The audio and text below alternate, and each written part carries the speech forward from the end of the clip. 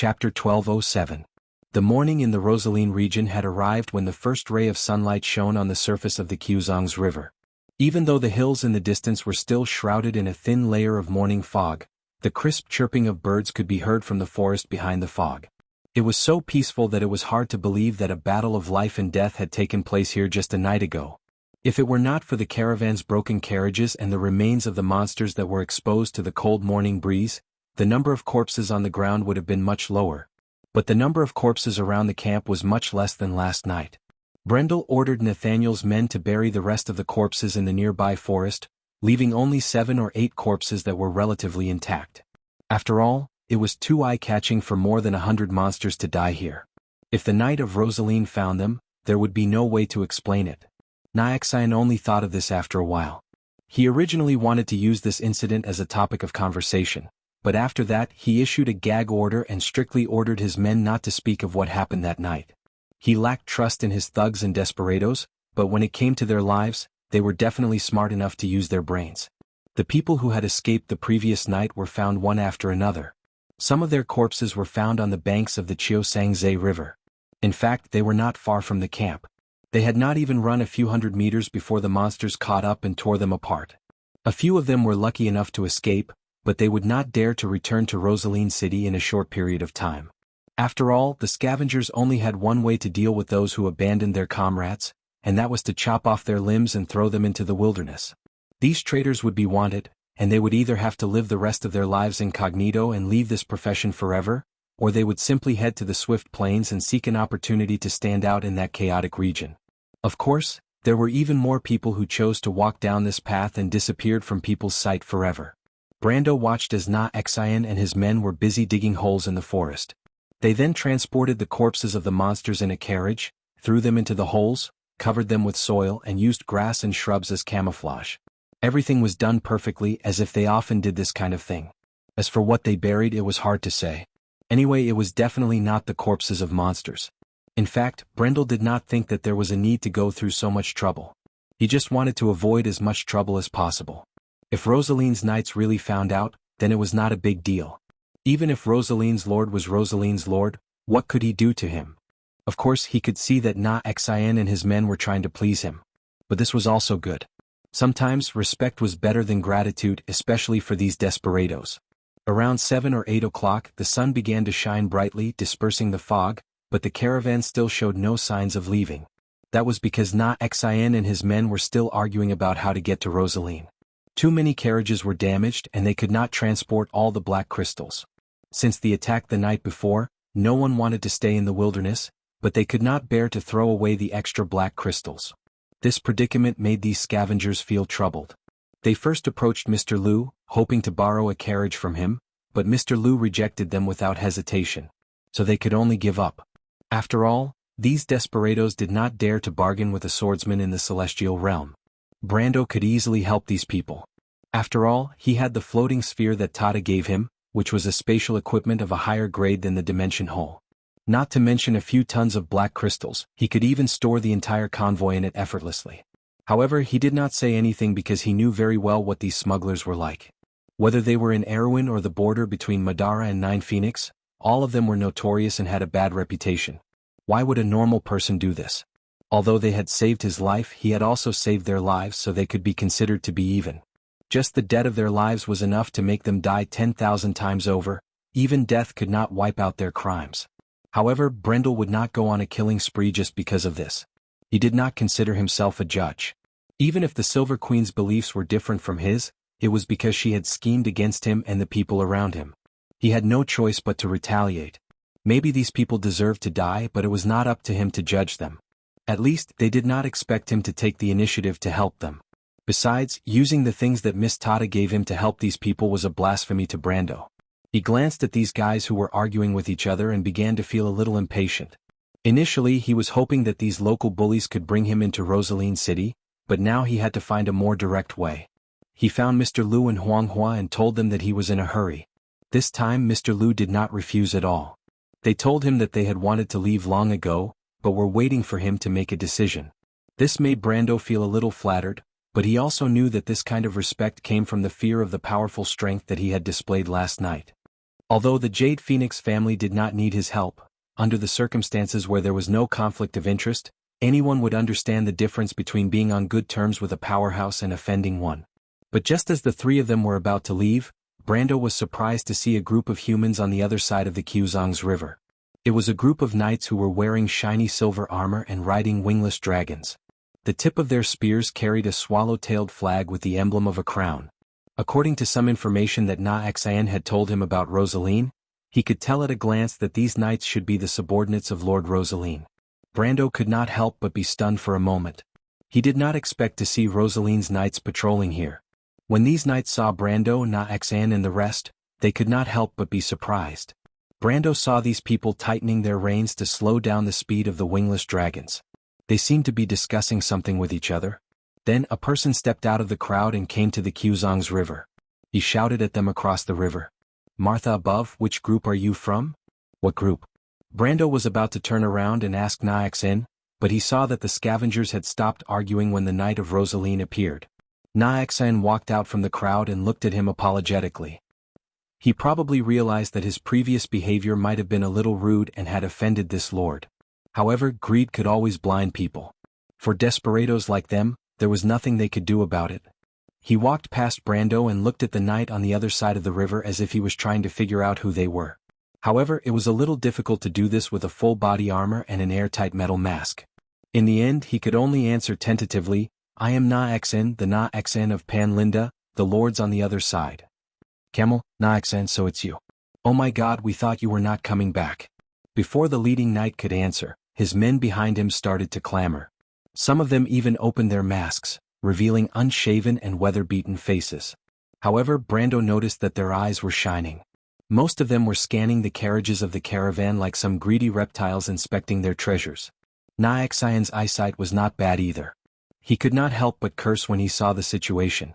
He knew that he was going to have to pay a huge price this time. Although in Rosaline's territory the army and the smugglers mostly maintained a tacit understanding in private, and as long as they crossed the Quzong's river, the army would not confiscate the smugglers' goods. After all, the overlord of Rosaline also knew that the prosperity of his territory was inseparable from the scavengers. However, it was a little different this time. First of all, the business on the dark road had been completely cut off. Perhaps these knights were not afraid of killing the goose that laid the golden eggs. After all, there would be no more chickens or eggs from now on. Secondly, the most important thing was that many of his carriages were damaged. He had no choice but to ask for help from these knights, which gave them an excuse to extort a sum of money. When the strange monsters attacked, Na Xian could not wait for the Rosaline knight to appear in front of him immediately. However, at this moment he could only curse his bad luck. He could only hope that they did not appear. He glanced at Brando and Mr. Liu and could not help but feel a little regretful. If he had not offended these lords earlier, he might have been able to rely on them to say a few words. He hated himself for being too greedy. However, at this moment, the knight on the other side of the river noticed Brando and the others. It was hard not to notice that although Rosaline was close to the Nine Phoenix, he was not a Nine Phoenix. At least, the equipment and style of these knights that Brando saw were not much different from the knights that he had seen in Erewhon and Cruz. There might be some differences in the decorative style of their clothes, weapons and armor, but they were generally more of a Western-style knight. But these knights were not white people with obvious characteristics like Kurlutz or Farnazane. In fact, they were shorter, had thick brown hair and darker skin. They were more similar to Nazan and the others, but Brendel could tell at a glance that there was a big difference between them and Brendel. Therefore, at a glance they could see Mr. Liu and Huang Hua, who were dressed very strongly in the aura of the Nine Phoenix. Needless to say, their black hair and black eyes were enough to be eye-catching in any place other than the Nine Phoenix. Secondly, Brando, a foreigner, was even rarer than the Nine Phoenix people. After all, there would still be merchants and swordsmen from the Nine Phoenix coming and going in Rosaline. The people from Cruz and Erewhon were rarely seen in 10,000 years. Chapter 1208. The knight was stunned. The people of the Nine Phoenixes were of a higher status even in Rosaline and Swift Plains, so why would they mix with these scavengers? Even though he knew that Na Xian was half Nine Phoenix, he was a fugitive and had nothing to do with the Nine Phoenix bloodline. As for the foreigner, he could not help but take a few more glances at him. Even though the person beside the Lord was also a foreigner, he seemed to be different from this young man. But as soon as he met Brendel's gaze, he almost fell off the dragon's back. At that moment, he seemed to have an illusion, as if the whole world was spinning and was about to be sucked into the depths of the young man's eyes. He jumped in fright, thinking that there was something wrong with his body. But at the very least, his eyes no longer dared to wander back and forth between them. He only asked Naexen loudly. He asked Naexen, "These people are all your subordinates?" Naexen turned to look at Brendel and the others. He knew that the other party had already noticed Brendel and Mr. Liu. He thought for a moment and replied, "Yes, my lords. They are the new subordinates that I recruited for this mission. You know how dangerous the underworld is right now." The knight could not help but laugh coldly. "Naexen, are you crazy? Do you know the consequences of harboring an unknown person into Rosaline?" Naexen's heart skipped a beat. Of course he knew, but he had his own plans. Previously they had left a bad impression on Brando, and whether or not they could change this impression depended on this gamble. He was indeed gambling, because if Brando did not accept his kindness, then his fate would be a little worrying. He swallowed a mouthful of saliva and licked his lips. "Knight, my lords, I dare not lie to you." The knight immediately scolded him. They were not idiots, so how could they let this guy lie with his eyes wide open? However, the leader of the night calmed down. He knew the temperament of the vultures on the underworld very well. They would not act unless they saw a rabbit. These people would not dare to offend the Lord of Rosaline. Naexen was so stubborn that he obviously had something to rely on. Thinking of this, he could not help but look at Brando again. The terrifying experience from before had reminded him to be cautious. He obviously did not expect that his caution at this moment would at least save him a huge trouble.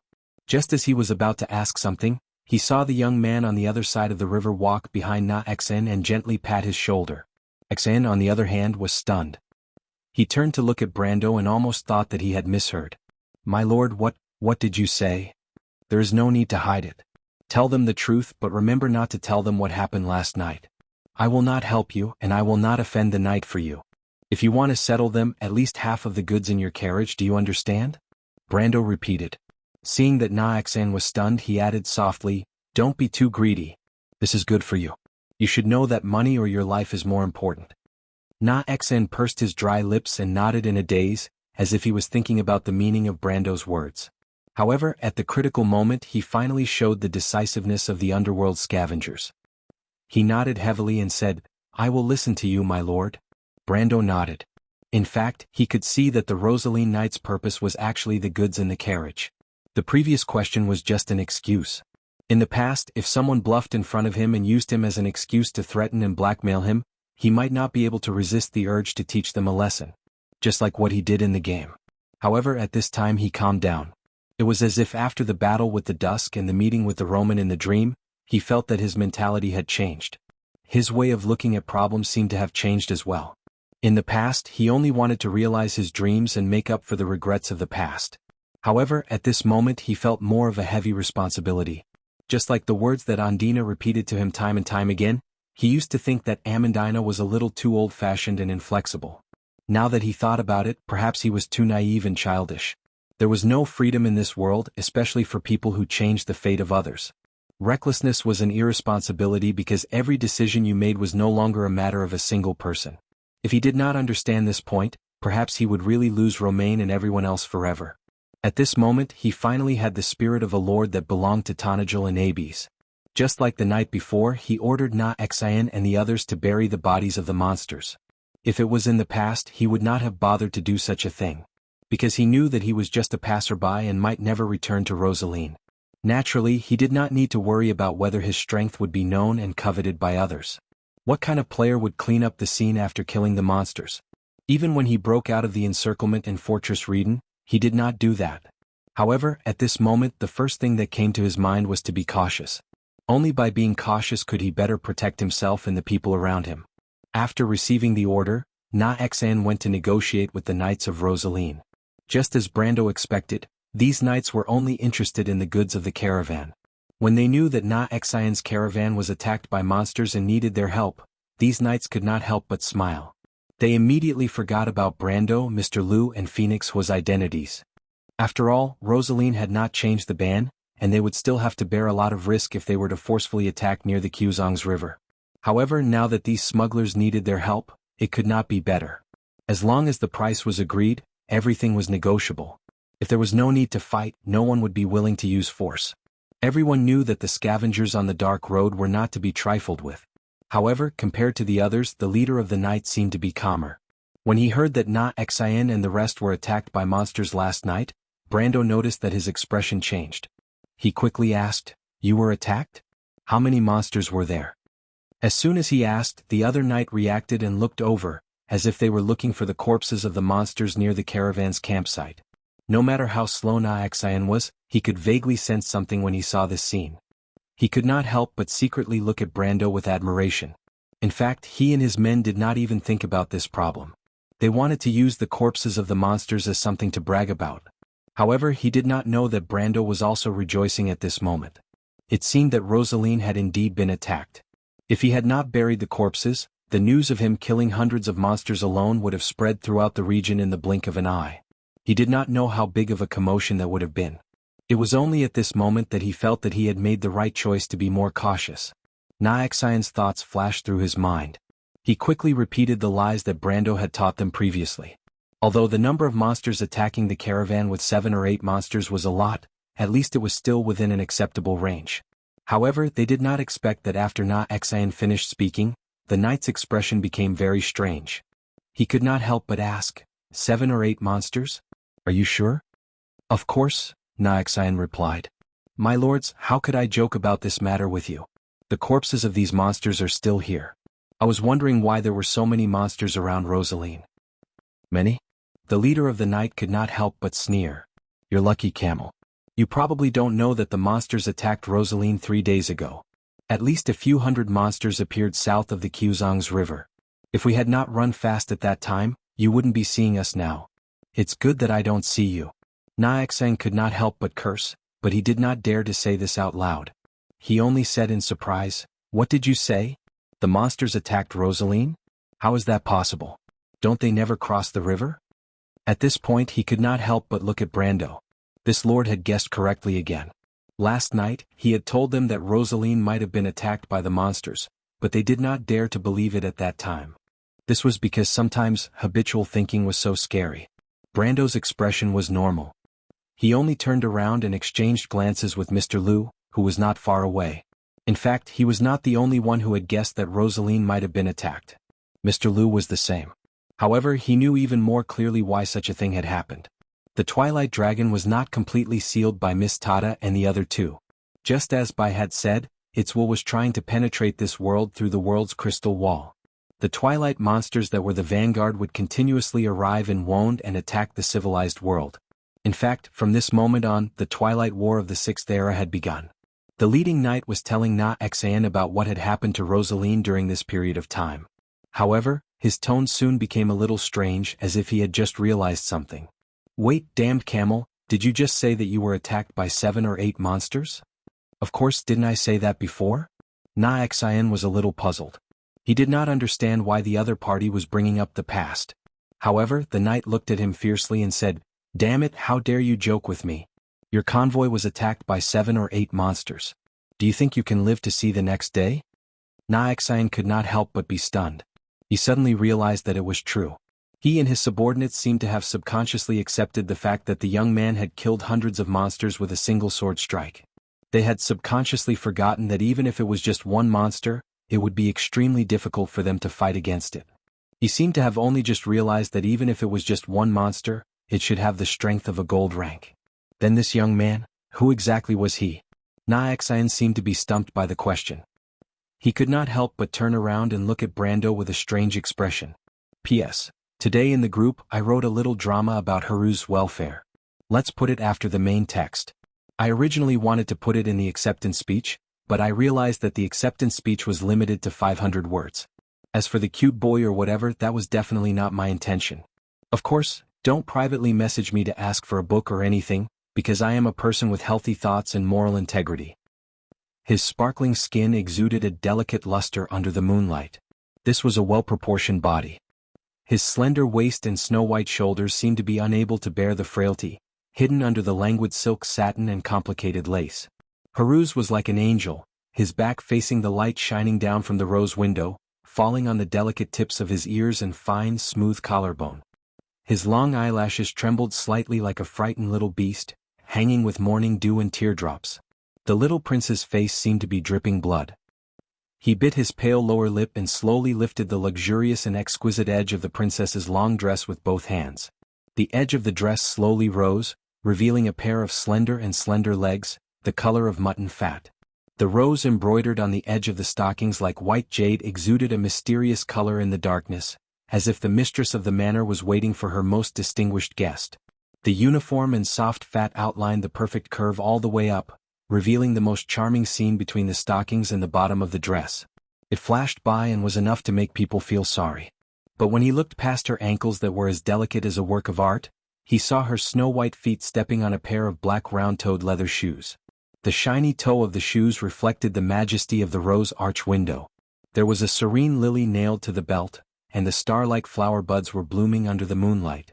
Her toes were clasped tightly, and a pink color appeared on the instep, reflecting the uneasiness in her master's heart.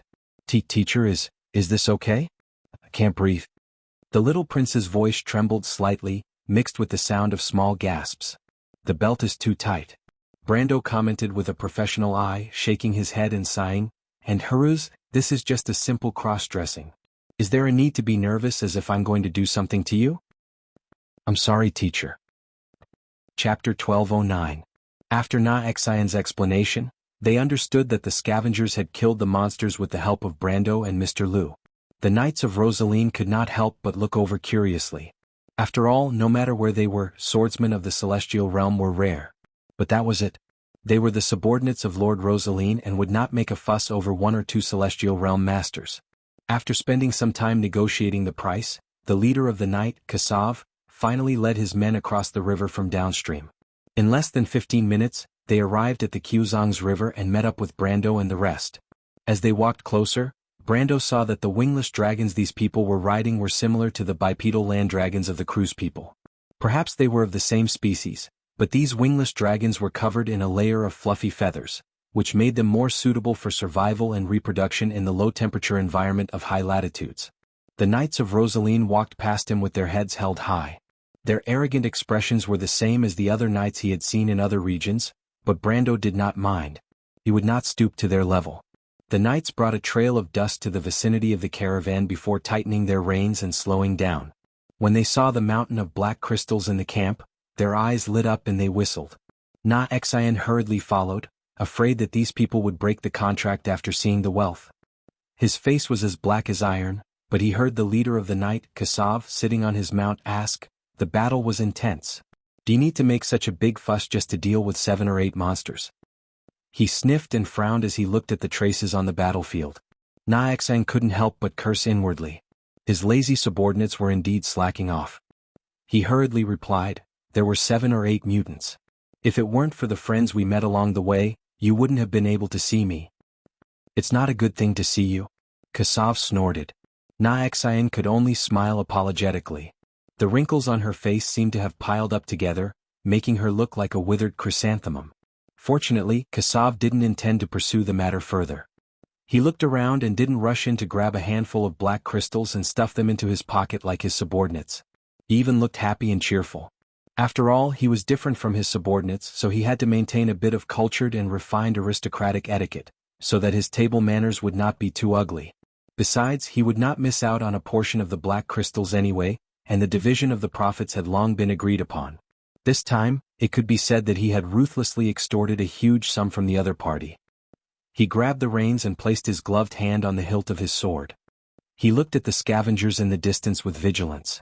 Although he didn't think that these outlaws would dare to come and cause trouble for them, it was a matter of cutting off people's money after all. He knew very well what greed would do to a person. Fortunately, these trash were tactful today. They only looked at them from afar and did not intend to surround them. He felt a little strange and could not help but subconsciously look in the direction of Brando and the 2 9 phoenixes.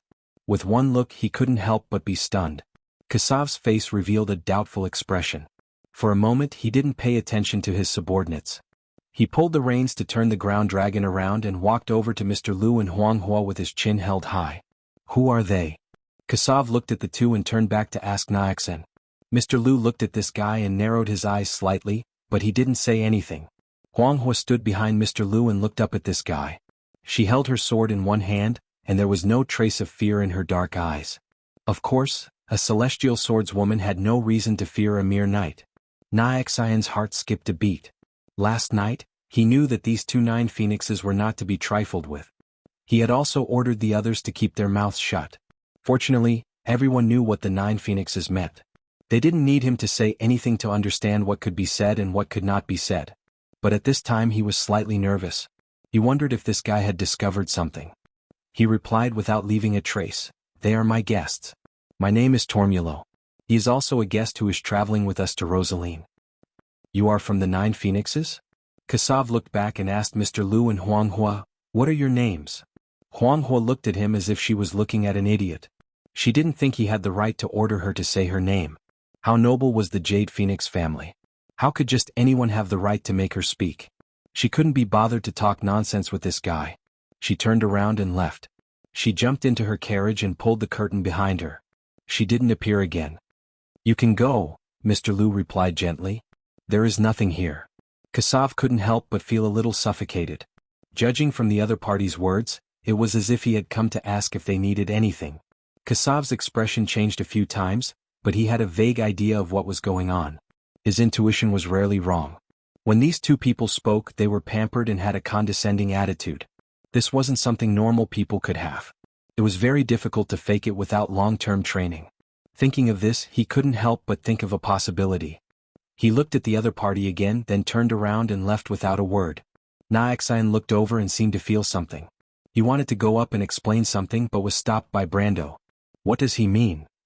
Brando looked in the direction Kasav left and asked Nyaxian. He might have recognized that Mr. Lu and the others are not ordinary. "Sir, Mr. Lu and the others are too obvious. They can't hide from people who are observant."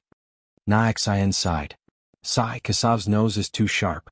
If only Benham was the one patrolling today." "So what if he recognized them?" "Nothing much. If they are unlucky, it will be very troublesome. The situation in Swift Plains is very complicated. I can't explain it clearly in a short time. Sir, but if Mr. Lu and the others get into trouble, I'm afraid we will also suffer." "Suffer?" Brando shook his head. Although he had calmed down a lot, he was not to the extent of being timid.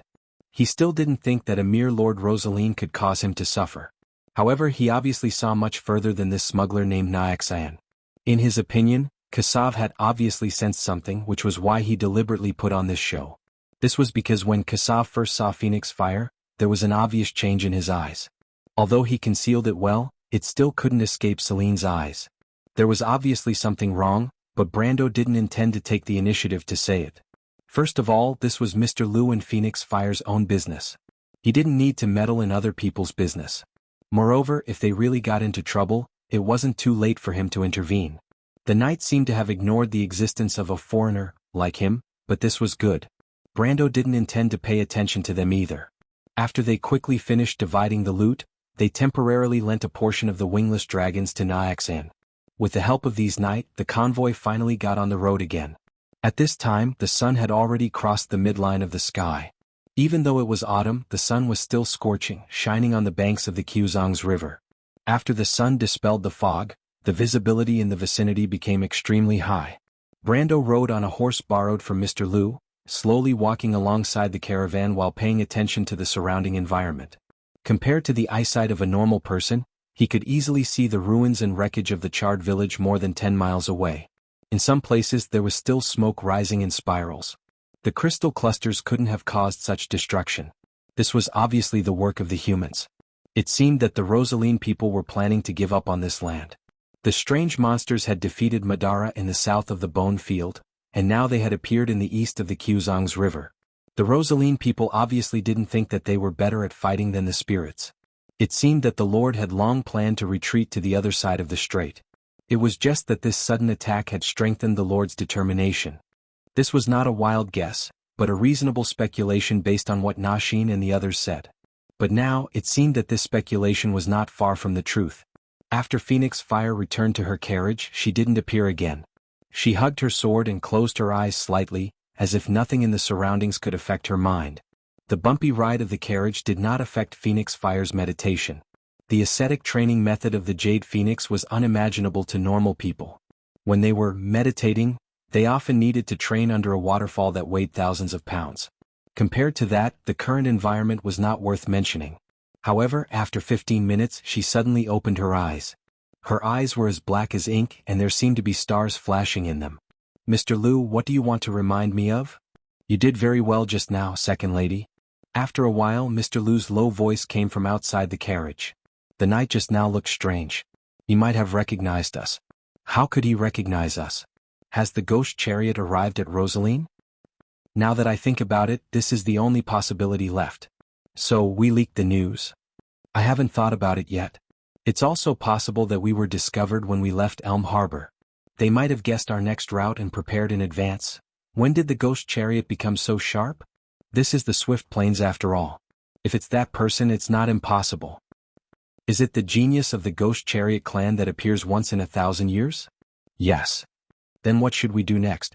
Are we still going to Rosaline? We have to. This is the only place on this side of the strait. I don't know how they knew we would come here and not to Lubeck. Chapter 12:10. After hearing Mr. Liu's words, Huang Hua fell silent. She clearly understood the meaning behind the words, those people. If it weren't for the Starfall incident, we would have gone to Lubeck. I can only say that it's fate. They were lucky enough to win the bet.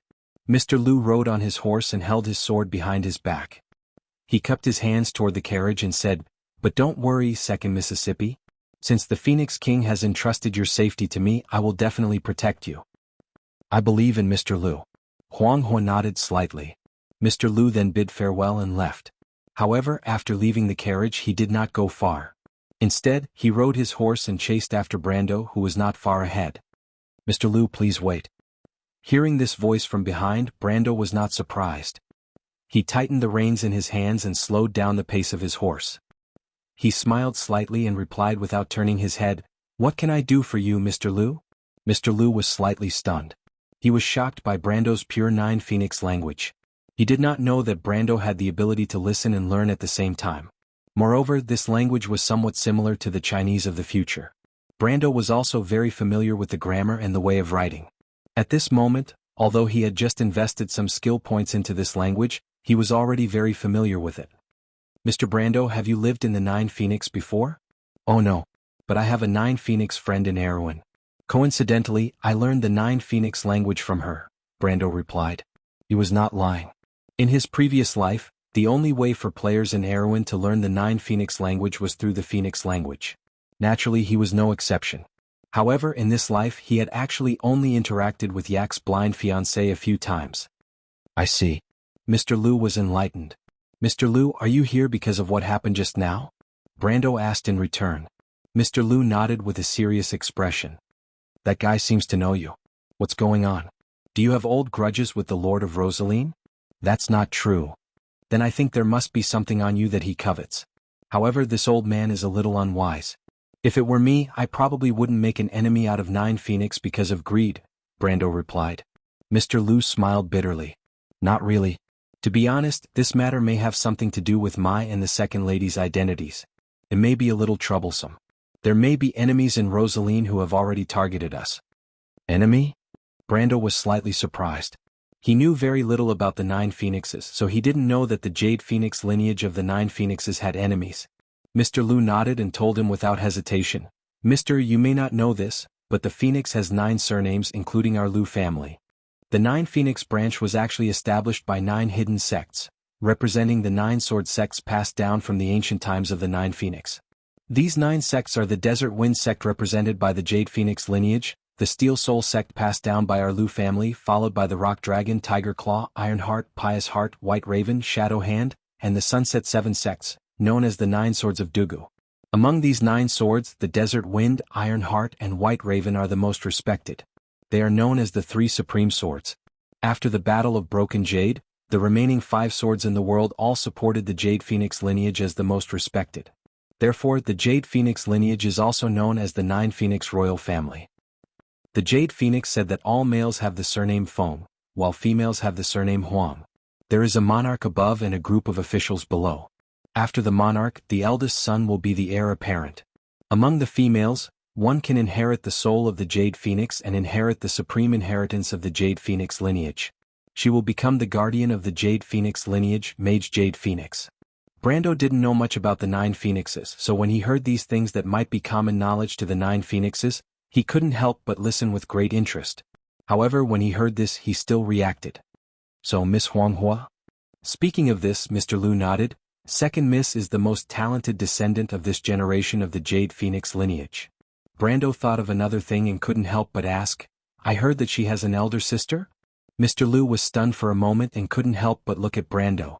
He didn't expect Brando to really know Huang Yu. He only thought that he had mentioned this when he had a long talk with Second Miss by the bonfire last night. At the mention of that amazing name, he couldn't help but sigh and said, Indeed, Second Miss is right. She does have an elder sister called Huang Yu. Miss Huang Yu may be the most outstanding descendant in the history of the Jade Phoenix lineage and has the highest compatibility with the soul of the Jade Phoenix. Unfortunately, she went missing during the training 7 years ago. Since then, there has been no news of her. It is precisely because of this reason that Second Miss has to embark on this path. Compared with her other sisters, she can be said to be the best choice left in the Jade Phoenix lineage. Therefore, she can't afford to lose. Can't afford to lose? This is what I want to talk to you about, Mr. Brando. In fact, the Jade Phoenix lineage in the Nine Phoenix lineage is not smooth sailing. In ancient times, the Nine Phoenix lineage got its name from the ancient Black Bird Ghost Chariot. When our country was just established, the people who led the other 8 major sword sects were actually the Ghost Chariot clan, whose totem was the ancient mythical beast called Swanee. At that time, the Iron Heart sword stream led by Ghost Chariot was the first sword of the Nine Phoenix lineage, followed by the Jade Phoenix lineage's Desert Wind Swordsmanship and the Green Phoenix lineage's White Raven Swordsmanship. At that time, the Nine Phoenix Kingdom had 9 swords and could be said to be the most powerful empire in the Nine Phoenix area. Unfortunately, the good times didn't last long. Mr. Brando, in the general trend of the Nine Phoenix, those who are righteous get more support while those who are unrighteous get little support. Since the Ghost Chariot lineage became more and more stubborn, cruel and muddle-headed, they were eventually overthrown by the other 8 sections. From that moment on, the Jade Phoenix lineage was jointly supported by the remaining families and ascended to the throne.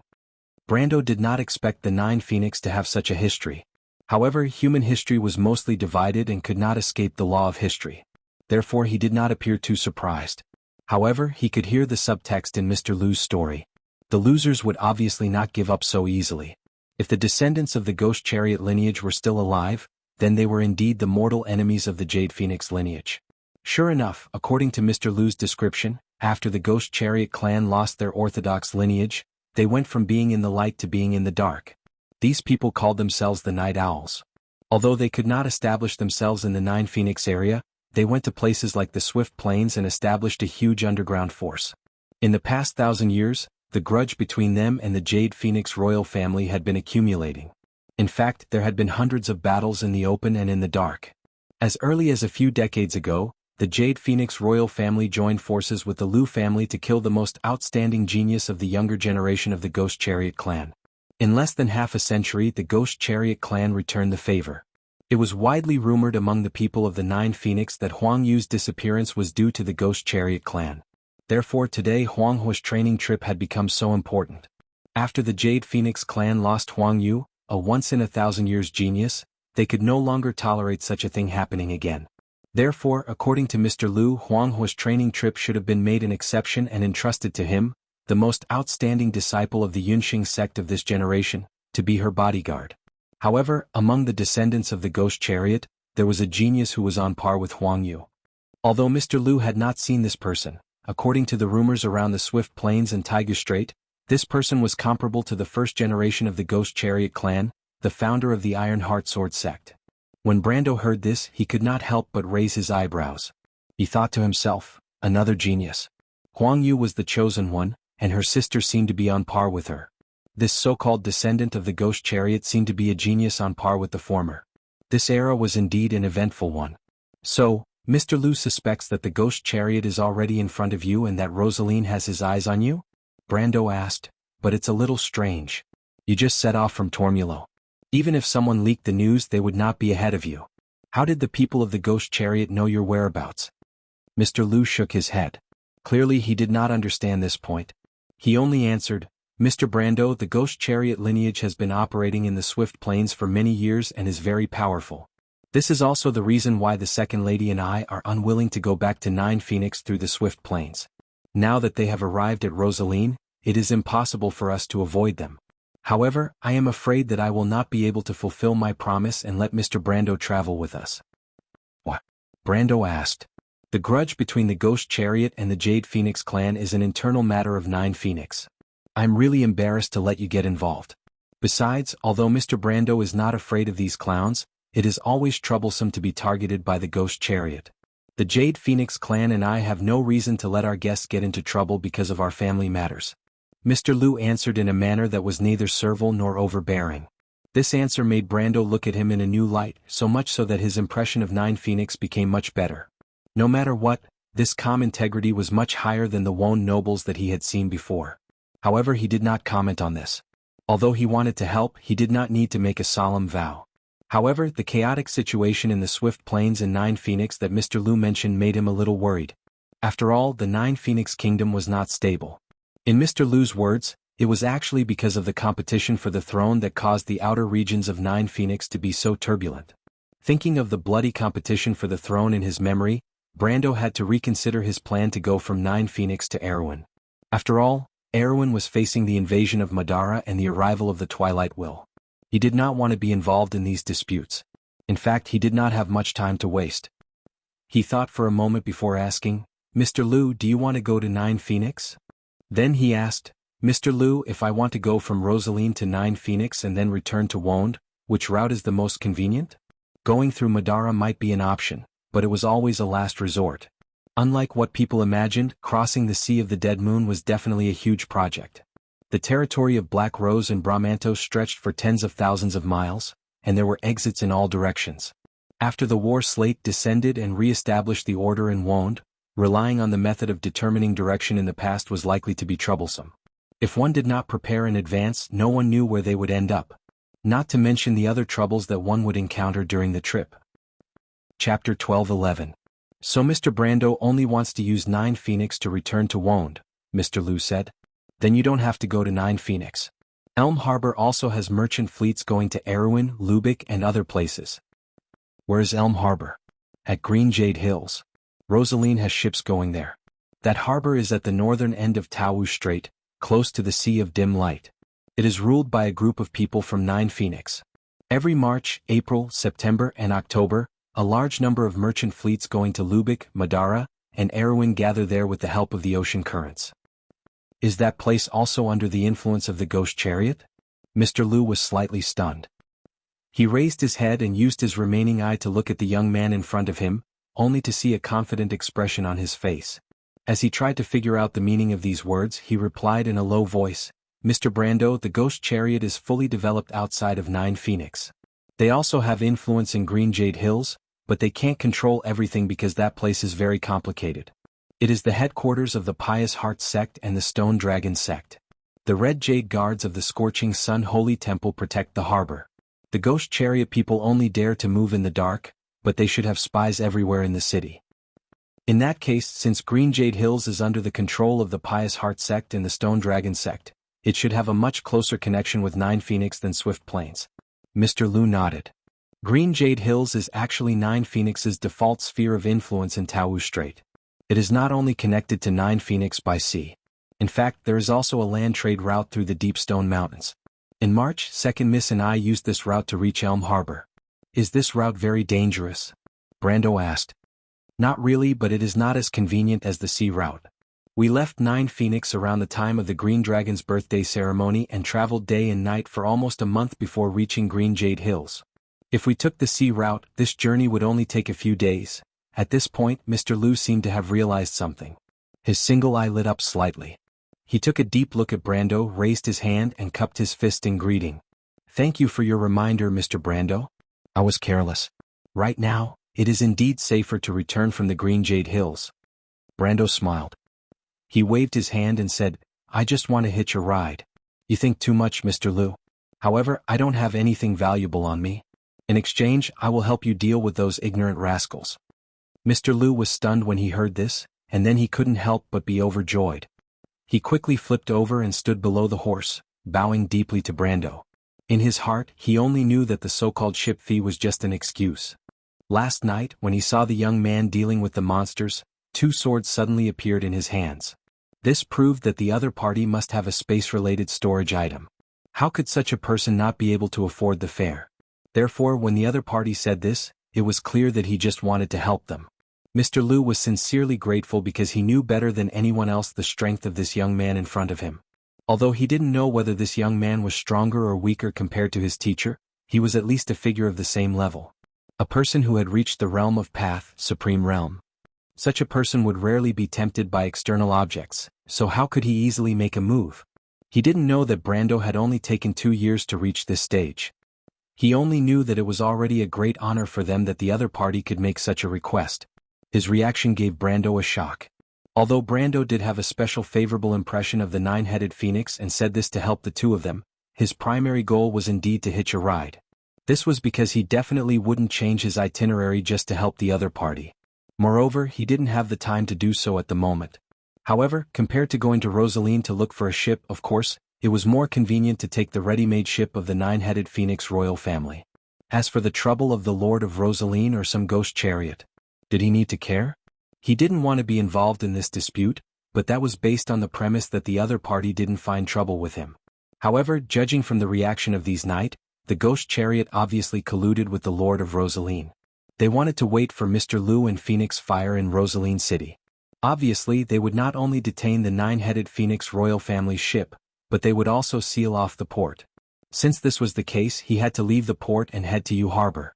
Anyway, he would have a conflict with these two groups sooner or later, so he might as well help Mr. Lu and Phoenix Fire. Everyone had the same goal, so why not? Thinking of this, Brando also dismounted and helped Mr. Lu up. He said, "Mr. Lu, you don't have to do this. Since the ghost chariot has its eyes on you, they will definitely instigate the Lord of Rosaline to detain your ship and seal off the port. I'm only helping myself by helping you." Mr. Lu quickly nodded. He wasn't a sentimental person, so he only cupped his hands again to Brando to express his gratitude. At the same time, he thought of something and said, "Since the ghost chariot discovered our whereabouts in Rosaline, they will definitely be able to guess our next itinerary. They might even intercept our fleet in the open sea. If it wasn't for Mr. Brando's reminder, I'm afraid the second miss and I would really be in trouble this time." "If we head to Jianghu Harbor, will they also intercept us?" Brando asked with a frown. "It's not a big problem. They probably won't expect us to turn back. In fact, it was an accident that we were stopped by them in Rosaline. If it wasn't for the Starfall disaster, the second miss and I would have passed through Madara to travel to Lubeck." Mr. Lu waved his hand and answered calmly. After hearing this, Brando's heart skipped a beat. He suddenly asked, "In that case, you are heading to Madara from Jianghu Harbor?" Mr. Lu was stunned by this question. He probably didn't understand the meaning of Brando's question, but he still nodded and said, "Yes. Although we can also head to Lubeck from Jianghu Harbor, the Jade Phoenix lineage's training requires us to practice physically. Therefore, the second miss and I originally planned to cross Madara." "Then, can the spy of the ghost chariot in Jianghu Harbor determine that your ship is heading to Madara?" "No." Mr. Lu didn't expect Brando to ask this question. He shook his head and said, "The ship left in Jianghu Harbor is also the Huang family's own ship, not a merchant ship. We usually redraw our route after we go out to sea. The spy left in Jianghu Harbor definitely won't be able to guess where we are going." "Then could there be a spy on your ship?" Brando asked again. "Spy?" Mr. Lu frowned but still shook his head and said, "Even if there is a spy, he won't be able to send back information because the ship is still anchored in Sopa Latch." Brando knew that Sopa Latch was the name of a port in Madara, but he was not interested in this name. He replied, "In that case, you shouldn't have leaked the information before leaving Jianghu Harbor." Mr. Lu nodded. "I think so too. Then I have to remind you that the ghost chariot might be in cahoots with Madara." Mr. Lu was shocked. He subconsciously blurted out, "You mean the ghost chariot found out about our itinerary through Lesotho?" "Who's Lesotho?" "It's a lich. It's the Lord of Sopa Latch." "No." Brando shook his head and said, "You misunderstood me. I'm talking about Madara, not a lord." "What's the difference between them?" Mr. Lu's only eye showed a hint of confusion. In his opinion, the Black Rose of Bramanto was formed by independent undead lords who hated each other. Although there was no lack of unusual creatures like the Dark Nobles of the Sea of Dead Moons who formed an alliance, that was only to fight against the strange creatures. A united Madara was obviously not within his scope of understanding. Brando understood that the Nine Phoenixes' understanding of Erwin, Cruz, and even Saint Tassol might be far better than their understanding of the Colossus beside them. This was caused by the difference in the lag between the transmission of information by land and sea. Although Erewhon and other countries were further away from the Nine Phoenix, the things that happened a few months ago might be transmitted to the Nine Phoenix through the merchant fleet. However, in the vast land in the direction of Madara, there might not be anything new that could be transmitted to the Nine Phoenix even after a year and a half. Moreover, the core of the rising Madara was actually the 14 territories in the east of the Sea of Dead Moons that were adjacent to Erewhon, under the leadership of the Mercury Staff. After unifying the Sea of Dead Moons in the east, the Supreme of the Dark Kingdom had enough authority to command the Dark Nobles in the south of the Sea of Dead Moons. These changes happened slowly and quickly inside Madara, but to the outside world, especially to the outside world outside of Erewhon, the impact was not obvious. Therefore, it was normal that Mr. Lu did not understand that a huge empire was born on the banks of the Nine Phoenix. After all, in the course of the game, this empire also gradually began to have an impact on the Nine Phoenix after nearly half a century. At this moment, half a century ago, there were not many people in the Nine Phoenix who could be a prophet and predict what would happen decades later. However, Brando saw something strange from this incident. He replied, "You may not know, but the Mercury Staff has reappeared in Madara, and now this Dark Empire is being reunited under its unification. What I mean is, the one that the Phantom Chariot is colluding with is this united Madara, the Supreme with the Mercury Staff." What? Mr. Lu's expression suddenly became solemn. He clearly understood the difference between the former and the latter. He carefully recalled his trip with the second lady, and then connected it with Brando's reminder. His expression could not help but become more and more gloomy. "Mr. Brando, is what you said true?" His only eye flashed with a heavy light, and he could not help but confirm subconsciously. Chapter 12:12. Brando nodded and said, "If you are talking about the first piece of news, then according to what I know, it should be true. You should know that I am from Erewhon, and my country is being invaded by the Undead Empire. That is why I am so anxious to return to Wond." "You can think about it carefully," Brando replied. "You and Miss Huanghuo planned to go to Lubeck, but you turned back halfway because of the Fallen Star disaster. Even if you leaked the news at Elm Harbor, the Phantom Chariot should not have stopped you at Rosaline. However, it turns out that not only did they correctly judge the direction you went after leaving Elm Harbor, they also knew that you changed your plan halfway. You and Miss Huanghuo traveled together and no one else knew about this. The only outsiders you met along the way were me and Mr. Xin, but according to your description, they could not have sent the news to Rosaline in advance. So, the only possibility is that the undead of Madara betrayed you." Brando paused for a moment before continuing, "But the undead are independent. You passed through at least 10 territories of the undead lords along the way. How did the Phantom Chariot determine that you would go to Tormulo and arrive at Rosaline? There is only one possibility, and that is that the will of the Mercury Staff reached the eastern border of Madara and colluded with the Phantom Chariot." Brando stopped here and did not continue speaking. Unlike Mr. Lu, his eyes were not limited to the 9 phoenixes. That was why when Mr. Lu told him about the secret between the Jade Phoenixes and the Ghost Chariot, he realized that Madara's undead might be behind this. There was no other reason other than the fact that Rosaline was too close to Madara, and it was too much of a coincidence. What benefits would the Supreme One with the Mercury Staff gain by colluding with the traitors of the 9 phoenixes? This was hard to say. In fact, he was not too sure either. Unless the Black Rose of Brahmanto was willing to stir up trouble in both the east and the west, this was the only way to explain their intentions. However, this was a little too arrogant. Mr. Lu did not know much about the War of the Black Rose in Erewhon, but he had a deeper understanding of the situation in the 9 phoenixes. His face darkened when he heard this. He could imagine how troublesome it would be if the Phantom Chariot had the support of the undead and attacked the 9 phoenixes from the Swift Plains and the Green Jade Hills. But did those people have the guts? Will Madara attack the 9 phoenixes? He could not help but ask. Brendel shook his head and did not answer. It was hard to say. After all, he did not know what that lunatic with the Mercury Staff was thinking. Although Madara had always coveted the fertile lands in the south of Erewhon and Saint Tassol, their purpose in starting the war was obviously not just for that. In the future, the undead attacked the civilized world as if they wanted to destroy the entire world. If not for the fact that they were Martha's followers, the players outside of Madara would have thought that the undead had become the Twilight Dragon's pawns. Their intention to attack had obviously exceeded their desire to occupy resources and had become a purely crazy behavior. If not, Cruz, Fanzin, and Saint Tassol would not have joined forces to fight against Madara. Maybe it's not as bad as you think. Brando continued, Madara also has enemies in the west. Cruz, Erwin, and the elves are all wary of these inhumans. They may simply want to use the Phantom Chariot's hatred for the Nine Phoenixes to do something in the Swift Plains. After all, they are starting a war in the west. They don't want to have a strong opponent behind them. Brando thought for a while, and it seemed to be the only explanation. However, he suddenly realized that his choice to help Mr. Lu and Phoenix Fire was probably the right choice. Since the enemy was afraid, it must be the weakness that they were most worried about. If he could rope in the Nine Phoenixes, perhaps Madara would not be able to invest all of their forces in the west. At least, it would be good to attract the attention of the Dark Empire. Mr. Lu nodded. He was not an indecisive person. Anyway, no matter what the undead were up to, the most important thing now was to escort the second lady back to the Nine Phoenixes. The Jade Phoenixes could not afford to lose another heir. The Phantom Chariot's trick was naturally much better than hiding it in the dark.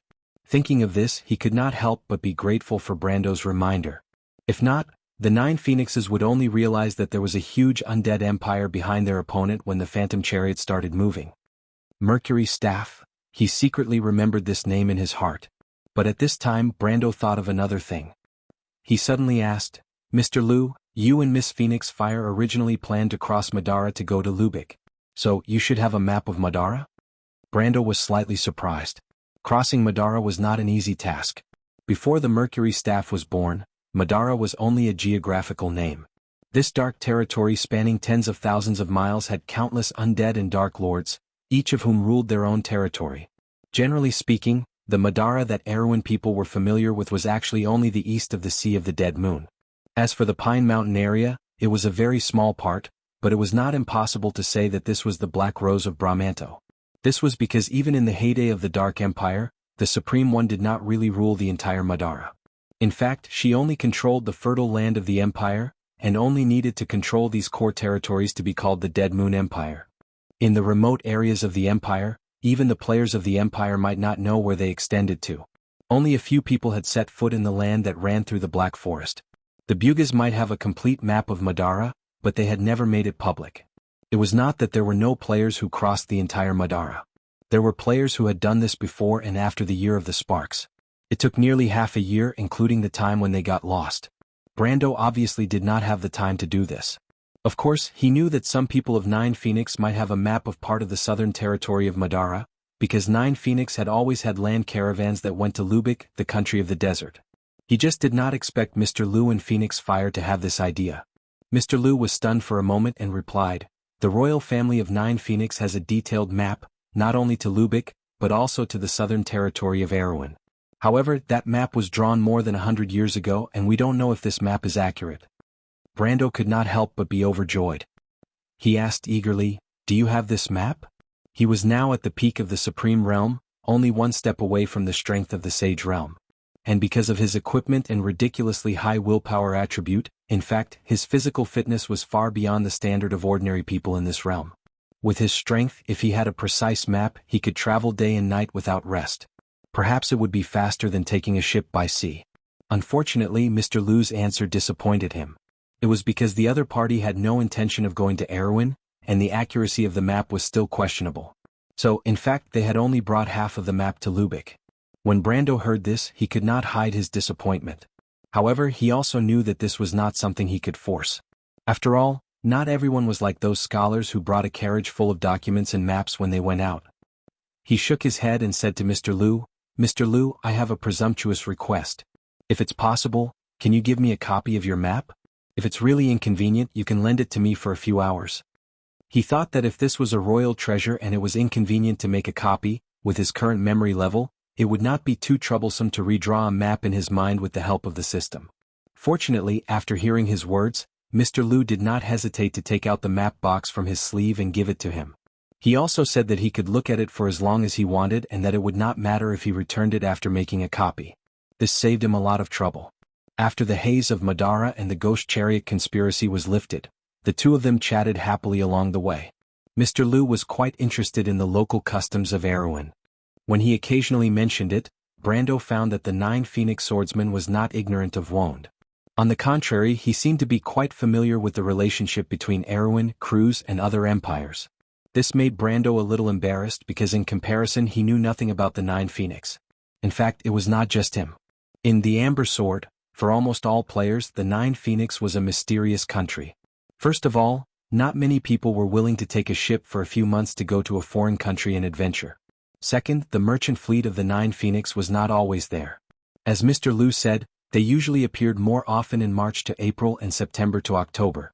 At other times, it was rare to see the merchants of the Nine Phoenix anywhere in Wonde. However, contrary to Brando, Mr. Liu was amazed by Brando's linguistic talent. According to him, Brando was as if he had lived in the Nine Phoenix for decades and was very proficient in many of the language habits of the Nine Phoenix. As for Brando himself, he thought to himself, haven't I lived in the Nine Phoenix for decades? P.S. Some people say that the plot has been a little slow recently. In fact, it's mainly because I'm thinking about the future plot, so I don't dare to write too fast. Plus, after the end of a plot, the following plot needs some description and foreshadowing, so I've slowed down the plot for the time being. In addition, some people have asked about the Nine Swords of Solitude. It's like this: the Nine Phoenix was originally set up when the Amber Sword was first formed to introduce the expansion of D&D. In fact, there was originally a setting of the Cloud Nation, but I cut it. Therefore, the Nine Phoenix itself is built on this expansion book. There are a series of sects like the Desert Raven. Of course, there will also be things like the Sword of the Sage and the Army Sword. However, in the end, it is to serve the novel, so the setting may be different from the expansion book. In short, this book will prevail. Chapter 12-13. To the Nine Phoenix, the Green Jade Hills and the Swift Plains were only the periphery. However, to the Green Jade Hills and the Swift Plains, the Rosaline on the other side of the Taiga Strait was also only the periphery. The establishment of the Rosaline family could be traced back to the Long Cotton War of the Swift Plains. A group of war refugees escaped the Taiga Strait by boat and landed on the barren land east of the Sea of the Dead Moon. They built a settlement there and prospered. After the war ended, some of the first batch of people returned home and brought back information from the other side of the strait to the Swift Plains. Then the two sides of the strait had simple trade relations. However, due to the lack of land, these relations had always been the embellishment of the Golden Sea route. The second development of the Rosaline family came from the defeat of the Rosaline family in the Swift Plains. The defeat in the war forced the previous Rosaline leader to lead the remnants of his army across the Taiga Strait to preserve themselves. The natives of the Rosaline family could not resist, or rather they did not resist, these destitute knights from the other side of the strait. They stayed there for centuries. The Rosaline family built a permanent castle and used their meager production to maintain their rule over the land. The castle of the Rosaline family was built abruptly on a promontory, overlooking the messy towns on the beach below. Because they had to resist the invasion of the spirits of the dead in the past few centuries, the city was surrounded by walls and tall sentry towers, making it look somewhat like a military fortress.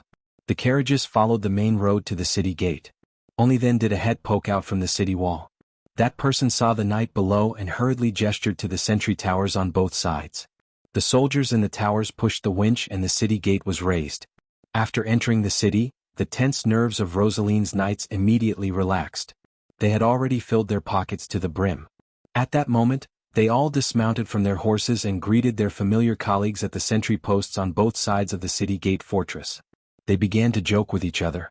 Kassav turned his horse around and passed through his subordinates. He came to the side of Brando and Mr. Liu, who were riding side by side. He glanced at the two of them and said to Naxin, who was not far away, "Rosaline is currently under martial law. You know the rules and don't cause any trouble. The merchant fleet from Swift Plains just left. There should still be empty rooms in Storm Shadow." Naxin hurriedly agreed. Unlike Brando and Mr. Liu, he did not dare to offend the Lord of Rosaline's territory. These knights represented the authority of the Lord of Rosaline, and they were not people that a smuggler like him could challenge. After the knight left, the leader of the caravan, or perhaps the leader of the smugglers, became gloomy. He spat and ordered his men to search for those who had escaped the night before to see if they had made it back to Rosaline.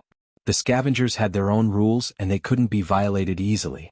Brando watched the mixed-blood Rosaline give orders. After dismissing everyone, he came to his side and said to him in a fawning manner, "Sir, I think that Kassav is up to no good." He pretended not to know. Mr. Liu also looked at Naxin. Since he had reached an agreement with Brando, he did not interrupt. He sat quietly on his saddle and held his reins, watching the two negotiate. "Sir, I'm afraid that Kassav has recognized Mr. Liu and Miss Huanghua. I think he is up to no good," Naxin whispered to Brando. "Oh, why do you say that? He was a little strange at the Quzong's river. If it were in the past, he would have demanded an exorbitant price when he saw so many black crystals. However, after he asked about Mr. Liu and Miss Huanghua's identities, he was obviously distracted. A few of his subordinates secretly talked to him about taking advantage of us, but they were chased away by him. A few of my subordinates happened to hear their argument. I don't think that Kassav is that righteous. Also, he licked his dry lips and continued, he actually had the heart to remind us that if we were to exchange our lives, it would have nothing to do with these knights. If you ask me, I think he's hoping that we'll run out of luck sooner. I think the main point of his words was the last sentence. He reminded us that there was still an empty room in Storm Shadow. I think those words were meant for you and Mr. Liu. What is Storm Shadow?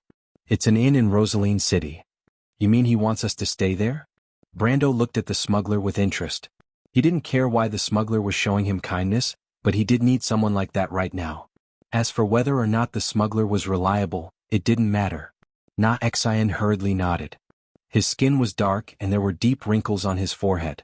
He didn't look like a merchant, but more like a sailor who lived by the sea all year round. Unlike the typical desperados and gamblers, his character was somewhat like those who made a living at sea. There was no lack of risk in him. He had made a living in the underworld for decades. Although he had saved a lot of money, his deepest wish was to return to the Nine Phoenix. When Huang Hua and Mr. Liu appeared, he vaguely realized that this opportunity might have appeared. It was a pity that he didn't find this opportunity along the way. However, after Brando woke up, the Knight of Rosaline finally presented this opportunity to him. Therefore, when Brando asked him to share half of the profits of the caravan with the Knight of Rosaline, although he was reluctant, he was actually more excited. He knew that such a high and mighty person would definitely disdain taking advantage of a small character like him. As long as he behaved more respectfully, he would definitely be able to obtain that opportunity for himself. Now this opportunity was almost right in front of him. Brando shook his head. A crystal the size of a thumb appeared in his hand, and he threw it forward. Na Xian, I need you to do something for me. Na Xian hurriedly caught the crystal. A flame-patterned red crystal. He sucked in a breath of cold air, almost loosening his grip on the priceless item and dropping it to the ground. He hurriedly clenched his fist and carefully covered the item in his palm. This was a magic crystal of the highest grade. There was no magic crystal of this grade in Rosaline. Just this one was worth half a carriage's worth of black crystals. However, this magic crystal was a little troublesome. As a cleaner, he obviously knew that there was no such thing as a free lunch in this world. He couldn't help but raise his head to look at the young man in front of him, wanting to see what mission he was going to assign him. Unexpectedly, Brando said, "Don't misunderstand, that crystal is just a compensation for you. What I want you to do is not difficult. Help me find a few people, including the little fairy I mentioned to you last night and two of my pets, a talking white cat or white fox. They are all very strange and shouldn't be seen so often around here. If they appear in Rosaline, there should be news." Brando knew that White Mist could take many forms, but she still liked to take the form of a white cat and white fox. Therefore, he simply described both forms to Na Xian in case he missed any information. Na Xian was a little stunned. He thought to himself, is this young man not worried about the threat of the Lord of Rosaline at all? He didn't know Brando's true strength as well as Mr. Liu, or rather, he didn't know much about the level of strength above the celestial realm. The leader of the guards of the Lord of Rosaline had a strong reputation among the desperados. Therefore, even though he had seen Brando kill hundreds of monsters with a single sword, he still didn't think that this young man was a match for the Lord of Rosaline. After all, there was an age gap. Even if this young man had been practicing swordsmanship since he was born, the leader of the guards of the Lord of Rosaline would not have wasted his years. Na Xian wanted to remind Brando, but unfortunately, Brando didn't give him the chance. He waved his hand and gestured for Na Xian to quickly carry out his orders. What he was interested in was the smuggler's power and connections. Since the smuggler could search for his men who escaped last night in Rosaline, he would definitely be able to find out about Loot and White Mist, if the latter had indeed appeared here. This mission didn't require too much loyalty, and he didn't care if the person carrying it out was reliable or not. He generously gave out a flame-patterned red crystal to compensate for Na Xian's loss, but more importantly, he acknowledged Na Xian's previous attitude and told him that he had the ability to provide him with what he wanted. However, Brando had obviously underestimated the ambition of this smuggler. Na Xian couldn't help but feel a little disappointed when he saw that Brando didn't care. He didn't hesitate to give away half a cart of black crystals just to make money. Of course, he didn't care what trouble Brando and Mr. Liu would encounter. He was only worried that if they couldn't deal with the threat of the Lord of Rosaline, then his opportunity to go to Nine Phoenix would be ruined. However, he also understood that his words wouldn't have much effect here, so he could only nod and step aside. At this moment, Mr. Lu suddenly said, "Your name is Na Xen, right? You want to go back to Nine Phoenix?" When Na Xen heard this, he couldn't help but tremble. He didn't just want to go back to Nine Phoenix. In fact, there wasn't a single refugee from Nine Phoenix who didn't want to go back to Nine Phoenix. Nine Phoenix was a rich and prosperous country. Those who lived outside of Nine Phoenix couldn't even imagine that world. It was just that they couldn't go back to Nine Phoenix. In fact, other than merchants or nobles like Mr. Lu and Huang Hua, most of the others had no choice but to leave Nine Phoenix because they got into trouble. Unless they were recommended by someone with status, people like Na Xin would never be able to return to Nine Phoenix. Chapter 12:14. This had nothing to do with how much wealth he had amassed in the underworld. This wasn't about how much wealth he had. Furthermore, the wealth and prosperity of the Nine Phoenixes was not something he could compare to. Very few people knew that the Swift Plains, Green Jade Hills and Rosaline's Paradise in the hearts of the people was actually a country with strict rules and laws set by a few hidden families. Mr. Lu nodded at him. "Do your best to help Mr. Brando. I understand what you mean and I will find a way to get you on board." Na Xen did not expect to receive such a promise, and her eyes shone brightly, as if she was brimming with boundless energy. She cupped her hands towards Brendel and Mr. Lu and said, "Then please leave it to me. As long as Mr. Brendel's friends or pets appear in Rosaline, I will find a way to obtain news of them." Brando suddenly felt that it might not be a good thing to make Lady White Fog his pet, but he couldn't say that she was also his friend. In fact, he didn't want too much information about the Dark Dragon's identity and the Witch Empress to leak out. Although the possibility of that happening in the Nine Phoenixes was small, it was better to be safe than sorry. He thought for a moment and called out to Na Xen. "Wait, my pets might be just pets but they have bad tempers. Don't treat them as cats or foxes. You better address them as ladies. Otherwise I can't guarantee your safety." Na Xen felt a little strange, but he heard that some overlords in the Swift Plains valued their hunting eagles and hounds more than their own sons. Hence, he didn't think much of it and only thought that it was a quirk of the rich. He nodded to indicate that he would remember it. Mr. Lu sat on his horse and watched the man leave. He then turned to Brando and said, "Mr. Brando, you don't understand, right?" Brando nodded. He didn't really understand.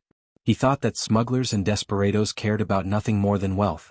Although these people would easily throw away the gold, silver and jewelry they earned by gambling their lives to casinos or their lovers, it was precisely because of this that these people, who felt that they didn't have enough money to spend, would always show greedy eyes in the face of wealth. He didn't understand why Xian was so eager to return to the Nine Phoenixes. It seemed that his desire surpassed his greed for wealth. Most importantly, how did Mr. Lu, who was beside him, see through this? However, Mr. Lu smiled and replied somewhat proudly, "There are no fugitives who don't want to return to Nine Phoenix. If Mr. Brando can visit Nine Phoenix one day, perhaps he will understand this point." Brando could only nod in agreement. He had never been to the Nine Phoenixes, so he naturally did not know what that mysterious kingdom was like. In retrospect, it seemed that Erwin was also tight-lipped about her homeland in the Amber Sword. Very few Erwin players got detailed information about the nine-headed phoenix from her. At this time, Huang Hua, who hadn't shown up for a long time, suddenly lifted the curtain of the carriage. She gently knocked on the window to attract the attention of Brando and Mr. Lu. Mr. Brando, are we going to the port next?" Mr. Lu looked at Brando. Before this, he had secretly told this lady Brando's decision, so Huang Hua already knew that Brando was with them at this time. However, he shook his head. "No need to rush. Didn't you say that there are many empty rooms in the storm shadow? We will go there. But won't we fall into the trap of the ghost chariot? It's useless for us to go to the port. Miss Huang Hua, you didn't notice that the outskirts of Rosaline are almost empty. This means that after the attack of the monsters here, Lord Rosaline has made preparations. He wants to evacuate most of his people from here, so he needs a large number of ships. So even if there is no ghost chariot, he may have already detained all the ships in the port." He shook his head and replied, "Of course, if there was no ghost chariot behind Lord Rosaline, Huang Hua and Mr. Lu might still be able to get their ships back if they revealed their royal identities. However, it was obviously impossible now. This was also the reason why he did not seem to be too anxious. Sailors were needed to go out to sea. No matter how powerful he and Mr. Lu were, they could not make an entire ship move out of nowhere." Huang Hua nodded as if she understood something. It was not that she did not realize these problems, but she was focused on her own training and left these problems to Mr. Liu. Can't we go to other inns? The trading fleet from Swift Plains should have just left Rosaline less than a month ago. The inns here should not be too crowded, she asked again. Don't bother about the ghost chariot. They are not worth mentioning. We just need to do our own things. The most important thing now is to find a way to contact the sailors on your ship and find out if they are detained on the ship or somewhere else, Brando answered nonchalantly. It was obvious that he did not take the ghost chariot's threat seriously. This domineering answer made Huang Hua's heart surge. Brando's display of strength when he killed the monster was enough to make a footnote to his words. In her young heart that was focused on training, the legendary peerless swordsman should be like this. As the inheritor of the Jade Phoenix Mage, the person she respected the most in her heart was her sister, the genius of the Jade Phoenix clan who had been missing for a long time. She could not help but think that if Sister Huang Yu was still around with her strength, she would also be so heroic. The little girl sighed in her heart. She could not help but look at Brando carefully with her clear eyes before lowering the curtain again. After Kasav left the vicinity of the city gate, his expression immediately changed and became serious. He called for a few of his subordinates who were preparing to sell the black crystal he had just obtained. He brought these unwilling fellows with him and rode on the wingless dragon, heading straight for the Rosaline family's castle outside of Rosaline City. He ignored the complaints of his subordinates and went out of the city with ease. He followed the small path by the coastal forest and saw the lonely castle standing on the edge of the promontory in the distance. He rushed over the drawbridge and knocked on the castle gate with his sheathed longsword. The curses of the walking knight on duty at the top of the castle could be heard, and then the castle gate slowly opened. He did not even look at the guy who was cursing as he walked down the stairs. He barged his way to the inner courtyard of the castle and dismounted from his horse. He pushed open the door of the castle hall and gave the guards who were gathered to gamble a fright. The subordinates that Kasav brought along could not help but look at each other, thinking that their boss had gone crazy. Could it be that he had been frightened by the attack of the monsters 2 nights ago and lost his mind? Only then did they remember that the captain of the night seemed a little abnormal since this morning. The guards who were gathered to gamble thought that the captain of the night was about to mutiny. They were so frightened that they stood up and scrambled to find their weapons. However, a tall and thin middle-aged man in the hall stopped them. He looked up at Kasav and said, "Kasav, what are you doing?" Kasav unfastened the belt of his helmet and took off the metal mask with his head covered in sweat. He casually threw it on the long table and said, "Lord Bobin, I might have discovered something." The tall and thin middle-aged man narrowed his eyes and looked at him. "What, are the monsters gathering outside Rosaline City again?" As he spoke, he glanced at the knights beside Kasav. However, these knights had blank looks on their faces. It was clear that they had no answer to his question. "No, it has nothing to do with that. Do you remember the group of 9 Phoenix people who came to find our Lord that day?" The middle-aged man's expression froze. "What, you mean those people from Ghost Chariot?" "Yes," Kasav replied. "After that, the Lord told us to pay attention to the outsiders in Rosaline, especially those from the 9 Phoenix." He paused for a moment. "I think I've found the main person." "The main person?" The middle-aged man also became serious. "Describe the situation to me." Kasav wiped his sweat and then recounted his encounter with Brando's group at the Quzong's river from beginning to end. He especially described the characteristics and reactions of Mr. Liu and Phoenix Fire in detail. At this time, the knight accompanying him finally understood what had happened and could not help but reveal a surprised and happy expression. Ever since the Lord had gotten close to Ghost Chariot, he had been very concerned about this matter and had offered a high reward for those 2 people. Moreover, they knew that if Rosaline wanted to return to the Swift Plains, he would have to rely on Ghost Chariot's power. Otherwise, no one could say for sure what would happen to them once they returned to the Swift Plains. Although people rarely mentioned it in the past few decades, the descendants of the knight who had followed the previous lord of the Rosaline family knew in their hearts why they had to cross the Tawu Strait to this barren place. These knights finally realized how wise and mighty their captain was and could not help but nod in agreement. In fact, this was the reason Kasav had brought them here. Although these idiots under him could not be of much use, they could at least prove his words. Otherwise, Mr. Bobin might have asked him to return to Storm Shadow to investigate. He was subconsciously afraid of that young man and did not want to face him alone if it was not necessary. Indeed, after listening to these people's statements, the captain of Rosaline's guards finally nodded. He looked at Kasav and called out his name.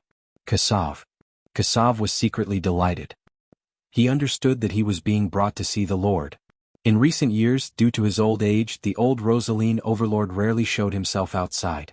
If he could leave a good impression on Rosaline, he might be able to advance his position. He immediately stood up straight and heard Bobin continue. His lordship is accompanying Miss Delphine. Miss Delphine's body hasn't fully recovered, so it's not suitable for her to see too many people, so there's no need for the others to come. Just follow me. Chapter 12:15. Kassav followed Bobin through a long corridor. After passing through an arched door, the bright light from outside filled his vision, causing him to squint slightly. Only then did he clearly see a small courtyard in front of him. The courtyard was surrounded by winding corridors and was located in the center of the castle. Above them was the clear blue sky. Perhaps it was because they had walked for a long time in the dark, but the blue was somewhat dazzling. Inside the courtyard was an exquisite garden. He saw two people standing and sitting under the shade of an ancient tree in the center of the garden.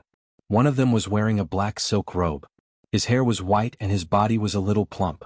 A thick gold necklace hung from his neck that had several layers of skin folded over it, and on the pendant was a startling emerald. This emerald was called the heart of the ancient tree. It was a treasure that had been passed down in the Rosaline family for a long time. At the same time, it was also the symbol of the head of the family, so the identity of this person was naturally self-evident. Kassav hadn't seen his lord for some time, and only now did he notice that the other party seemed a little older. My lord is already old. It seems that I don't know when he will return to the embrace of the goddess. Kassav couldn't help but have such thoughts. He knew that the old lord had two sons. The eldest was deeply trusted by him, but he didn't get along with Bobin. After all, Bobin was the swordsmanship teacher of the second son. Kassav always felt that the old lord's arrangement wasn't appropriate, but he didn't dare and didn't have the right to say such things. His gaze fell on the young lady sitting by the ancient tree. Even though it wasn't the first time he saw her, Kassav couldn't help but feel dizzy. She was a very special woman. She seemed a little quiet, and her pale face due to her injuries added to her delicateness. Her beautiful black hair draped over her shoulders and white robe without any concealment, making her look so holy that she seemed like a goddess. However, this woman's beauty was very different from the 9 phoenixes. Even though her skin was snow white, her tall and straight nose and purple eyes showed that she wasn't a native of Swift Plains. Perhaps she is a goddess, Kassav could not help but think. Back then, she had descended from the sky with a beam of white light and landed in the courtyard of Rosaline's castle. Even the people from the ghost chariot were attracted to her. The old lord even thought that it was a blessing from the heavens, a good sign even though Rosaline was attacked by the strange creatures not long after that. Of course, no one would link the monster's attack on Rosaline to this weak lady. At most, they would think that it was a hint from Madame Martha to order the Rosaline people to return to the Swift Plains. Otherwise, why would the chariot ghost's power appear in this barren land? The 9-headed bird's power was the king of the underground in the Swift Plains. Kassav looked at the old lord with some jealousy. He dared to swear that the descriptions of the goddess's beauty in the myths were not even 1,000th of the woman in front of him. It was a pity that her beauty did not belong to him. Until now, he only knew that her name was Delphine. Subconsciously, the guards in Rosaline's castle had already regarded her as the new mistress of the castle. After all, the old lord's first wife had passed away more than 10 years ago. Other than the lord's eldest son who had some complaints about this, I don't know if our lord still has the ability to do so. Kassav looked at the two of them and could not help but think gloomily. The old lord seemed to be glowing with youth and vitality in front of Delphine. He was talking non-stop about something to please her. When the two of them walked into the garden, Lord Rosaline finally noticed the two of them. He looked at the two of them as if he was unhappy that he had been interrupted, but when he saw Bobin, his most trusted subordinate, his expression softened. "My dear guard captain and Kassav, I remember you, young man. How is your poor mount? It was too badly injured. I couldn't bear to see my old companion being tortured, so I gave it a quick death. I buried it outside of Rosaline Harbor. It died in battle here, so its soul should linger on this piece of land. I changed to a new mount, and the new one is to my liking, my lord." Kassav hurriedly took a step back and saluted. "That's good. I've seen your loyalty and bravery. No one will dare to question your contributions to the Rosaline family."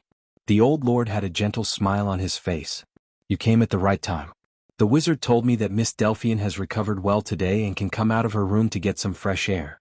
Delphine looked at the two of them with a puzzled expression, as if there was a trace of a young girl's subconscious vigilance amidst her curiosity. This delicate performance could not help but make anyone who saw it feel a rush of excitement. Of course, other than the tall, thin middle-aged man with a cold face who seemed to have no interest in anything in the outside world. She subconsciously felt that this person was a great threat, but her face naturally showed a shy and polite smile, as if she was a young girl who did not care about the world. If Brando was here to see this scene, he might be so shocked that he could not close his jaw. Was this the crazy woman he knew who wanted to take revenge for her old lover? Or the daughter of the Prime Minister who calmly helped him deal with the Silver Queen? If he happened to see this scene, his subconscious would tell him to keep his distance from this woman. Unfortunately, he wasn't here. Of the 3 men present, other than Bobin, the other 2 men had fallen into this confusing disguise without exception. Kassav hurriedly returned the salute. He swore that he had never performed a knight's salute so nervously and formally in his life. The old lord nodded and looked at Bobin. This middle-aged man did not have any hostility towards Delphian, but he did not care. He was very clear about the thoughts of his most trusted subordinate and asked, "Then, my guard captain, what happened?" While Kassav was recounting the situation at the Quzong's river, Brando was sizing up the lobby of the Storm Shadow Inn. This was a 4-story wooden and stone inn built by the pier. The square outside the inn was paved with white slabs, and there was an open space for an army to set up. Behind the inn was Rosaline's harbor, which faced the sea. This was a good place for an ambush. It had to be said that the other party was quite good at picking a place, and could be considered a character with some brains. Unfortunately, this was meaningless. Although according to Naak's inn, this was the season when Rosaline's business activities were relatively light, the inn was still overcrowded. It was probably because of the refugees from outside Rosaline City. These refugees were not all poor. A large portion of them were mill owners and manor owners outside Rosaline City. Except for those who had property in the city, the others could not live in shacks like the real refugees. Brando turned around and reminded Huang Hua to be careful when following him. In places like the inn and bar, where information was well informed and where good people mixed together, it was easy for trouble to occur. Although Huang Hua was only 10 years old, she was already a beauty. Who knew if someone would touch her and cause trouble? Of course, he was not worried about Huang Hua. After all, he knew that this little girl was already a swordsman in the celestial realm. He just did not want to tear down the inn because of this. Fortunately, it was not Huang Hua's first time in such a place. She behaved appropriately and followed behind him step by step. It seemed that her experience with Mr. Liu had not been in vain. However, the appearance of the two still caused a commotion. Brando's appearance was out of the ordinary here. In the swift plains, perhaps the cruise people and the wind elves of Saint Tassol were not rare, because there were always waterways and trade routes in the sea of dim light. However, in the vicinity of Rosaline, even the spirits of the dead from Madara had Asian faces. It was rare to see a person from Wonde. Not to mention, Huang Hua was the apple of the eye of the 9 phoenixes. She had inherited the best genes of the jade phoenixes. Not to mention her picturesque features, porcelain white skin and dazzling black hair, she did not fit in with the ordinary adventurers. Although she had listened to Brando's suggestion and put on a traveler's costume in a low-key manner, she was still as conspicuous as a lamp in the dark among this group of dirty sailors, mercenaries, and adventurers. Feeling the strange gazes around her, Huang Hua seemed to be a little nervous. She could not help but quicken her pace and whisper, "Brother?" This was the identity that they had agreed on. After all, even Mr. Liu did not dare to let Brando pretend to be Huang Hua's bodyguard. Although Brando himself did not think that there was anything wrong with it. Judging from the age of the two, it seemed that the identity of brother and sister was less suspicious. Moreover, Brando's noble temperament, actually, it was the temperament of a modern person, made it impossible for him to be the bodyguard of a cute little girl, which seemed to be a very promising job. Brando turned around and patted Huang Hua's shoulder, indicating that she did not need to worry. Then, he raised his head and coldly glanced around the hall in the shadow of the storm. An invisible aura suddenly gushed out from his body. The silver lines of law in the air spread out like flickering fish scales. Those drunkards who had just stood up from their seats and were about to stagger in this direction felt as if they had fallen into an ice cave. It was as if a basin of ice water had been poured over them from head to toe, and they fell back to their seats. In an instant, the noisy hall of the inn became silent. Chapter 12:16. So strong, Huang Hua's eyes sparkled. She could not help but clench her fists and secretly tighten her grip on her sword. The hall of the Storm Shadow Inn was very long and narrow. The entrance was the highest, and the stairs leading to the second floor were in the corner. She could clearly see a few Rosaline knights looking in their direction, but they were actually forced to take a few steps back by Brando's aura alone. She knew very well that although the strength of Rosaline was not ranked high in the Swift Plains, his knights were often very strong because of their constant battles with the dead, monsters, and scavengers. Although most of them were at the peak of silver, there was no lack of gold. For example, the people in the inn at this moment were at least at the lower gold level. It was easy for her to deal with these knights, but it was a little unbelievable that they would be frightened to such an extent just by looking at them. Moreover, in Brando's attack she could faintly feel a trace of Tao. Skill was close to Tao. This was the lifelong pursuit of a swordsman. It was just that it was easy to enter the celestial realm, and in the entire Nine Phoenix, there were only a few great grandmasters who could achieve the ultimate sword. Brando did not know what the little girl behind him was thinking at this moment. Otherwise, he would have been amazed by her talent. To be able to feel his territory at the level of elemental awakening, this was not something that could be described by ordinary comprehension. He did not just release his aura earlier, otherwise, it would only be in his imagination to force the enemy to retreat with just his aura or the legendary murderous aura. He was actually experimenting with his ultimate territory. This was the power of the ultimate planes. After his strength crossed over to the peak of the law, the elemental power had once again strengthened his various professional abilities and his own talents. Among them, the Frost Soil Guard's Cold Wind had obtained a part of the law of space, which increased the range of this skill by nearly 3 times when it exploded.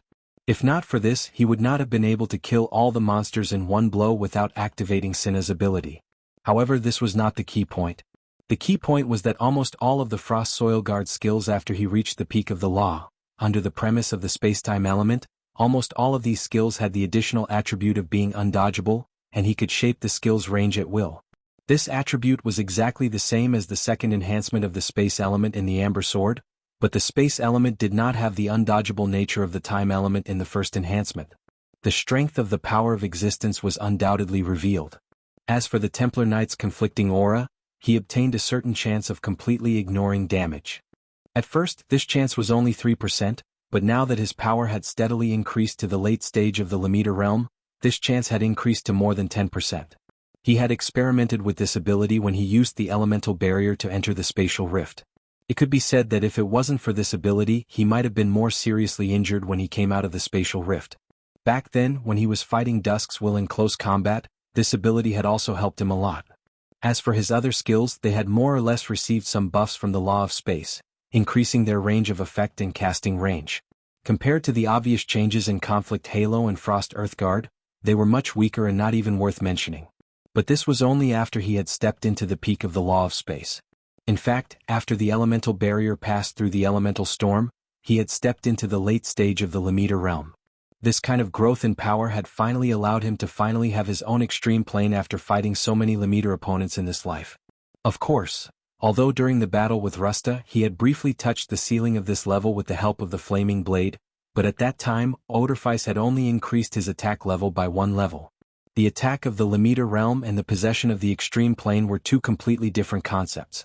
If it weren't for his elemental level being too high, he wouldn't have been able to use Odorfice alone to suppress or even tie with a true Lamita master.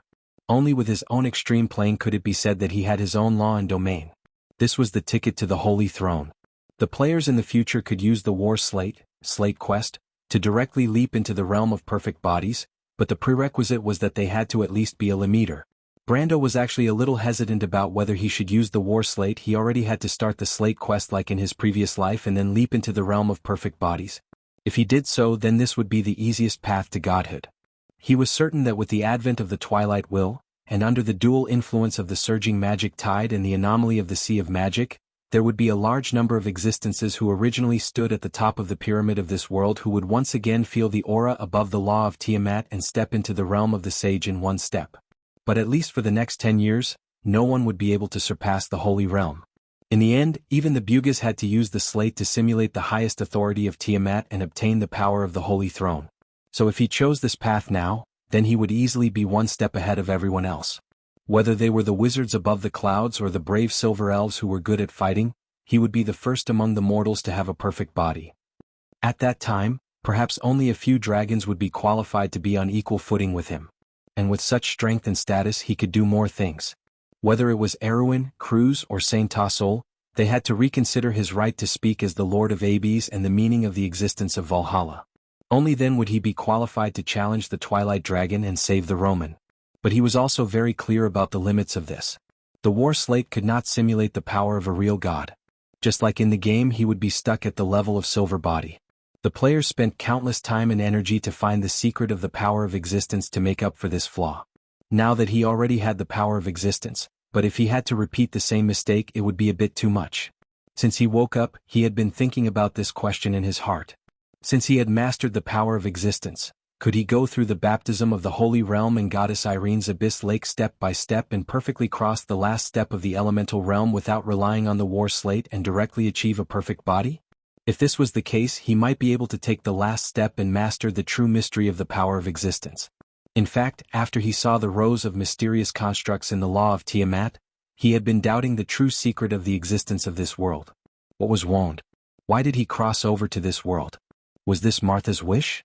Or was it a coincidence? He had a faint premonition that perhaps when he took the last step, all the secrets would be answered.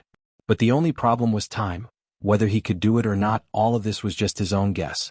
In his previous life, other than the dragons with golden blood who could achieve a perfect golden body, even the Bugis people could only be overshadowed by the ultimate mystery of the universe. He was just a black iron person, a player who had never understood the secrets behind this world. How could he be so confident that he could do this? Besides, would the Twilight Dragon give him the time? Brando could not give his own answer. But this did not mean that he was doing nothing. In fact, from the moment he left the spatial rift, he already had a plan in mind. No matter what, he had to take one step at a time. When he was really at the end of the road, it would not be too late to consider the War Slate. With his familiarity with the Amber Sword, it would not take too long to start the War Slate mission. After all, the most important thing to start the War Slate mission was to find a suitable War Slate, which was no longer a problem for him. With this in mind, he had been studying his power of Supreme early in the morning. He was willing to stop and accompany Mr. Liu and Huang Hua to Rosaline because he had been repeatedly experimenting with his new power. This power belonged to him, the extreme planes. Unlike the elemental elements of players who were at the pinnacle of the laws and elemental truth, which strengthened skills and talents, the extreme planes was particularly important to the elemental realm. When a supreme powerhouse unfolded the extreme planes, they did not need to deliberately use their elemental power. Every time they used a skill or attack, the elemental power was everywhere. This was because the extreme planes was originally a simple world that belonged to the owner. In this world, as long as the owner's laws were met, then he could let his skills show their proper nature in this world. Just like when Grey Sword Saint Mephistopheles unfolded his Grey Realm, every attack of his carried the basic nature of the law of fantasy, which was difficult to guard against. Its restrictions on attack only existed within the limits of imagination. Not to mention that after ordinary people were pulled into the extreme planes, they would be attacked by all the laws of this world. And Brando found that his extreme planes was even more terrifying. Space and time. When he attacked in his Lamita realm, these two no longer had the same meaning. In other words, he had lost the ability to hit. As long as he wished, his attacks would definitely hit. Of course, the enemy could weaken the effects of his attacks in the sense of the laws, or even avoid damage. But no matter what, hitting was the prerequisite. He would definitely hit no matter where he was, no matter when he was. This ability was powerful beyond imagination, and it was only the first ability he displayed in the extreme planes. The nature of the laws displayed in the extreme planes was not related to the owner's strength in the Lamita realm, but to his understanding of the order of the Lamita realm. Therefore, although Brando was already at the pinnacle of the Lamita realm, he was still a novice in this domain, which was why he only had this one ability. But just before that, he discovered a new ability of his. That was the control of space. He did not fully unfold the extreme planes in the hall. Instead, he projected the laws of the extreme planes into the prime material plane. In fact, even his teacher Grey Sword Saint Mephistopheles could not do this, because this was an ability exclusive to the pinnacle of the Lamita realm. But when he began to project, he found that he had a kind of control over the space of the entire Storm Shadow Inn. This feeling gave him the illusion that he was in control of everything. This ability was somewhat similar to his space elemental power, but it was much more powerful. When he used his space elemental power, he had to spend a lot of order points to move some objects. But just a moment ago, he had only used a glance to suppress everyone in the hall. That was not an aura but a law. Brando was suddenly excited. He seemed to have found a way. Chapter 12:17. But at this moment, Brando suddenly frowned and put away the extreme plane. The hall in the shadow of the storm was eerily quiet for a while. One could almost hear a pin drop. The drunkards who were about to take advantage of Enlaite were pressed back to their seats by an invisible force. They looked at each other and their groggy minds could not figure out what was going on. Near the counter, a few adventurers who were about to check out and leave couldn't help but stand still. When a long-eared elf saw Brando's lines of law sweeping across the entire hall like a silver ocean, he could not help but open his mouth wide. The longbow in his hand fell to the floor with a clang. Then he hurriedly picked up the bow with a blushing face. In the corner of the hall, a figure also stopped in his tracks. Brando's eyes narrowed slightly. He had noticed the back of the figure earlier because he always felt that the figure looked familiar, as if he had seen this person somewhere before. However, he was not familiar with Nine Phoenix. Even in the game he did not know any NPCs except for Huang Yu. Of course, the latter had never left Erewhon before. Moreover, the figure was obviously a man. The first thing Brando thought of was the Rosaline knight he met in the morning, or one of Xian's men. However, he immediately dismissed this idea because he felt that his memory had not deteriorated to the point where he could not remember the person he met less than half an hour ago. It's him? A flash of lightning flashed in his mind, and he finally remembered where he had seen this person. Why is this guy here? Wang Hua seemed to have sensed something. He raised his head and looked at Enlaite with his black and white eyes. You stay here. Brando's lips moved slightly and he whispered. Huang Hua subconsciously looked at the hall. At this moment, although Brando had put away the extreme plane, it had only been a second or two. The aftershock from a moment ago still lingered in the hall. The others in the hall were still in a state of shock. Some were like puppets and some were getting up from the state of falling. But there was only one person, a guy in a black cloak who was quietly moving towards the stairs to the second floor. Although the man didn't look back, he seemed to have felt Huang Hua's gaze. His body trembled slightly, and he suddenly rushed to the stairs on the second floor. But how could Brando let him escape? He didn't expect to meet him in such a place at this time. But no matter how he looked at it, this was good news. He moved slightly and suddenly disappeared from everyone's vision. Everyone couldn't help but exclaim. Only Huang Hua, who was standing next to Brando, could see it clearly. She saw Brando appear in front of the man who was running away. He did not do anything, but silver lines of law intertwined in front of him, forming a shining silver wall. The man didn't have time to react at all. He slammed into the silver wall with a bang.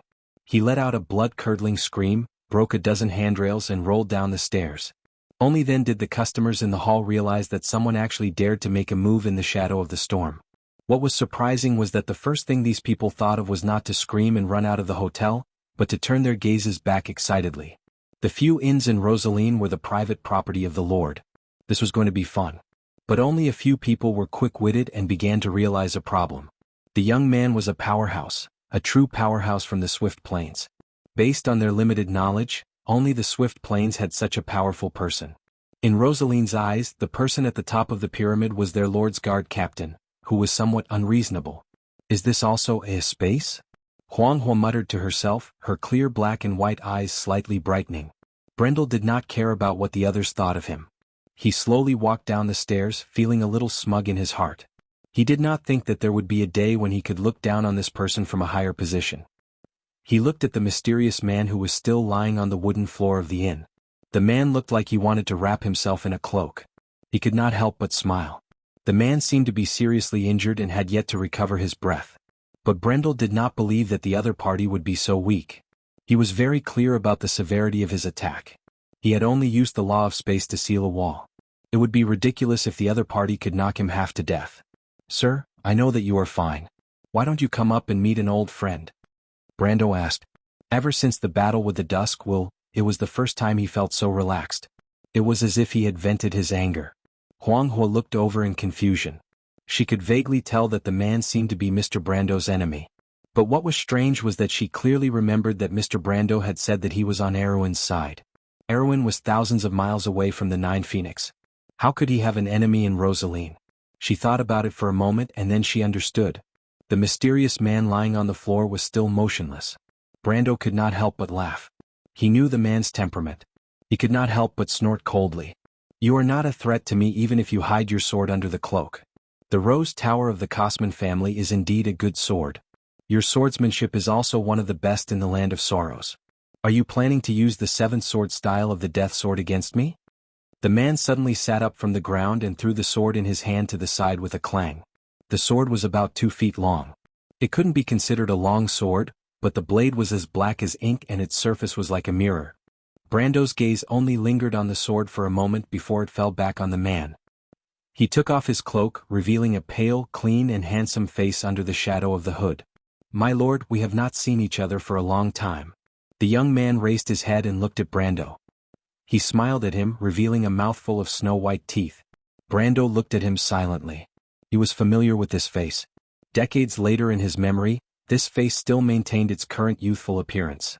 Because he was an eternal dark noble, the years were a parallel line with them. This man was a knight of the Land of Sorrows and also a Dark Lord. He was a genius general of Madara, the head of the 3 stars of the Roman Tuat, the Black Lord. Or rather, the Black Lord in the history of the Amber Sword, Insursta. Insursta Udutromi Kosman. Insursta was a little creeped out by his stare. He opened his mouth to say something, but Brando reached out and waved his hand. Insursta flew up and slammed into the wall on the side of the inn like a bag of flour. He snorted heavily and swallowed the words he was about to say. Brando's hand seemed to have grabbed Insursta's neck from more than 10 meters away. He slammed his hand down, and the genius general of Madara, who was still stuck to the wall, fell to the ground with a bang. The impact made a hole in the solid wooden floor of the Storm Shadow Inn's lobby. Everyone who witnessed this scene could not help but gasp.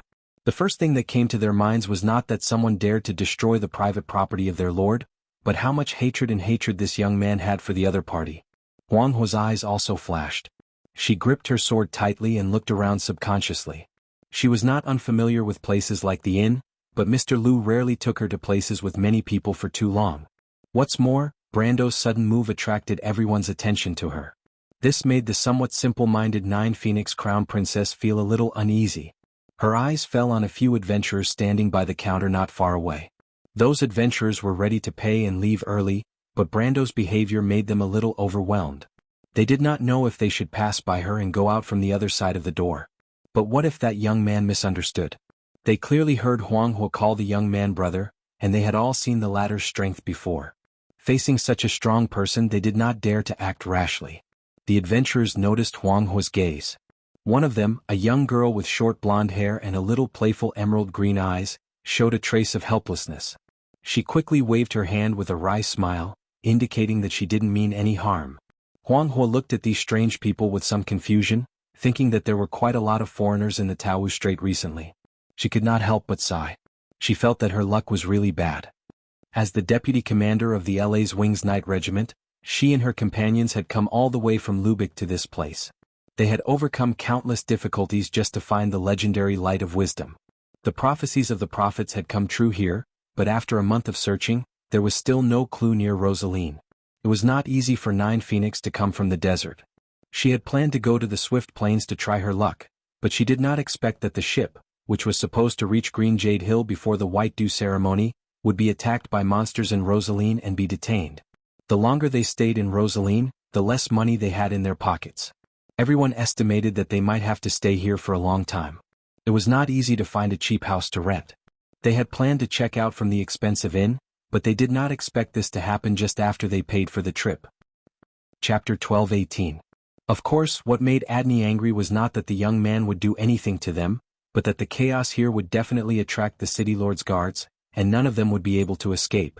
Although they were not spies or saboteurs, it was useless against the guards. It would be a lot of trouble anyway, and they might have to spend a lot of money. At the thought of spending money, Adney found the young man rather repulsive. Did he have any brains to make trouble in this place? Well, in a moment he would know how terrible the wretched old fox lord of this place was. Although the young man was a little strong, he was probably no match for that old fox. When Adney thought about the old fox's right-hand man that they had met, she could not help but feel a little scared. Of course, such thoughts could not be expressed. She forced an awkward smile on her face, and laughed foolishly at Huang Hua, who was not far away.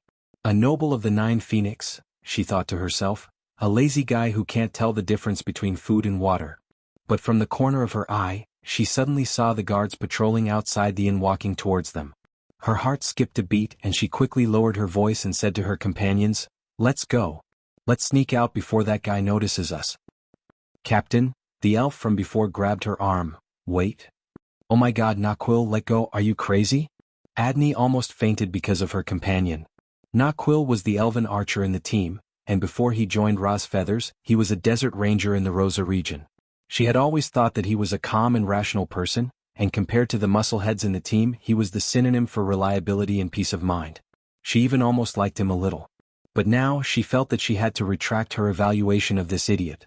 What was this guy thinking? Captain, that young man. Naquil whispered. I know he's causing trouble. Adney impatiently interrupted this damned blockhead. But we don't want to get involved in this trouble, do you understand, Naquil? She had already seen the owner of the inn calling for the attendants. They had been here for more than a month, and Adney was very clear that the person behind the inn was actually that unpleasant old man. He was the lord of the city of Rosaline. This was not good. He had to get away quickly. Quill shook his head. His vice leader was good at everything, but he was too impatient and too utilitarian. However, if it wasn't for this, the leader wouldn't have arranged for him to join the team. He was the eagle eye of the Rosa Desert and would not leave the Holy Land easily. If not for the Millennium Prophecy, he would not have come all the way here.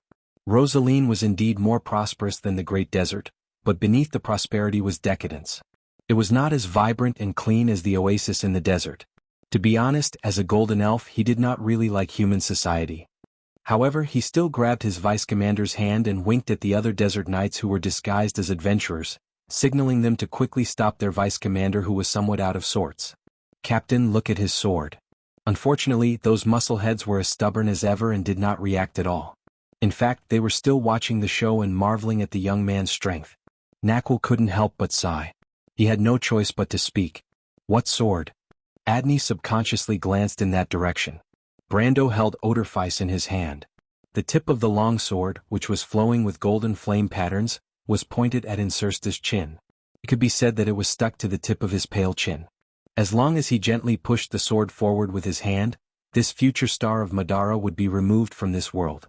To be honest, he did have a deep grudge with this genius general of the undead who was destined to be famous in the future. However, for some reason, after teaching him a lesson in a situation where he could not fight back, he suddenly felt a little dispirited. The wooden floor of the inn had become a deep pit. The wooden planks were broken and sunken downwards. Insursta crawled up from the center of the pit. The frivolous look on his face finally faded. His eyes flashed with the flame of the soul, and he quietly looked at Brando. I didn't expect the Lord to hate us so much. I heard that you were in Bucci at the time? The young man sighed. It's karma for me to meet you here. I admit that I'm unlucky and have no complaints. Count, please do as you please. I only have one request, and that is to give me the dignity I deserve. You don't deserve anything, but you don't have to be responsible for the hatred between the undead and the humans. Brando put down his sword and walked forward. He grabbed Insursta by the collar and lifted him up from the ground. The future genius general of Madara seemed to have improved his strength by leaps and bounds these days. He had faintly shown signs of elemental activation, but he was still unable to move in Brando's hands. Tell me, why are you in this place? Has the second invasion of Madara begun? Is Tarkus also around here? It seems that when you left Erewhon, my lord, the second war hadn't broken out yet? Insursta stared at him with some surprise and replied with difficulty, Oh yes, at that time my lord was on a diplomatic mission to the Cruz Empire. So, you had already expected that we would invade Erewhon? He couldn't help but look at Brando with eyes full of curiosity. I've always thought that your excellency just had some courage and good luck. Now it seems that it was a mistake not to report the Battle of Tanajil to His Majesty in detail. So, it seems that the biggest threat to the Empire in Erewhon may not be the ambitious eldest son of the Emperor, but your excellency. Brando was full of dissatisfaction with this guy's nonsense. He raised his hand and threw him out. The latter groaned and fell heavily into the corner of the wall. Then he got up with a bitter smile, wiped his nose and looked at Brendel. So, your excellency doesn't even intend to leave me with my last bit of dignity? Dignity is earned by oneself, not given by others, Brando said. You are a genius of the land of sorrow. Then tell me, why are you here? Of course, it's to work for His Majesty.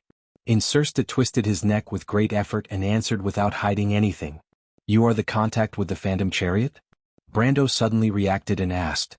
Insursta looked at him with some surprise. You guessed it? His eyes then fell on Phoenix when not far away, and showed a hint of understanding.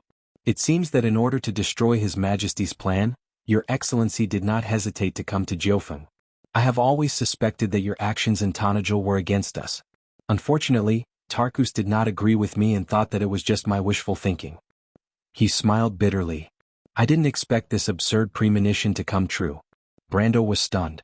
He did not expect that the future star of Madara had been paying attention to him. For a moment he did not know whether to be glad or happy. However, he did not come to Jianghu to target Madara. If he did not come to this place by accident, he would not have known that Madara had so many dirty tricks in Jianghu. However, he did not expose him. He only asked, "Why didn't you participate in the Second War of the Black Roses?" "What is the Second War of the Black Roses?" Insursta's handsome face was slightly stunned, and then he reacted. He asked in confusion, "Why should I participate in the Second War of the Black Roses?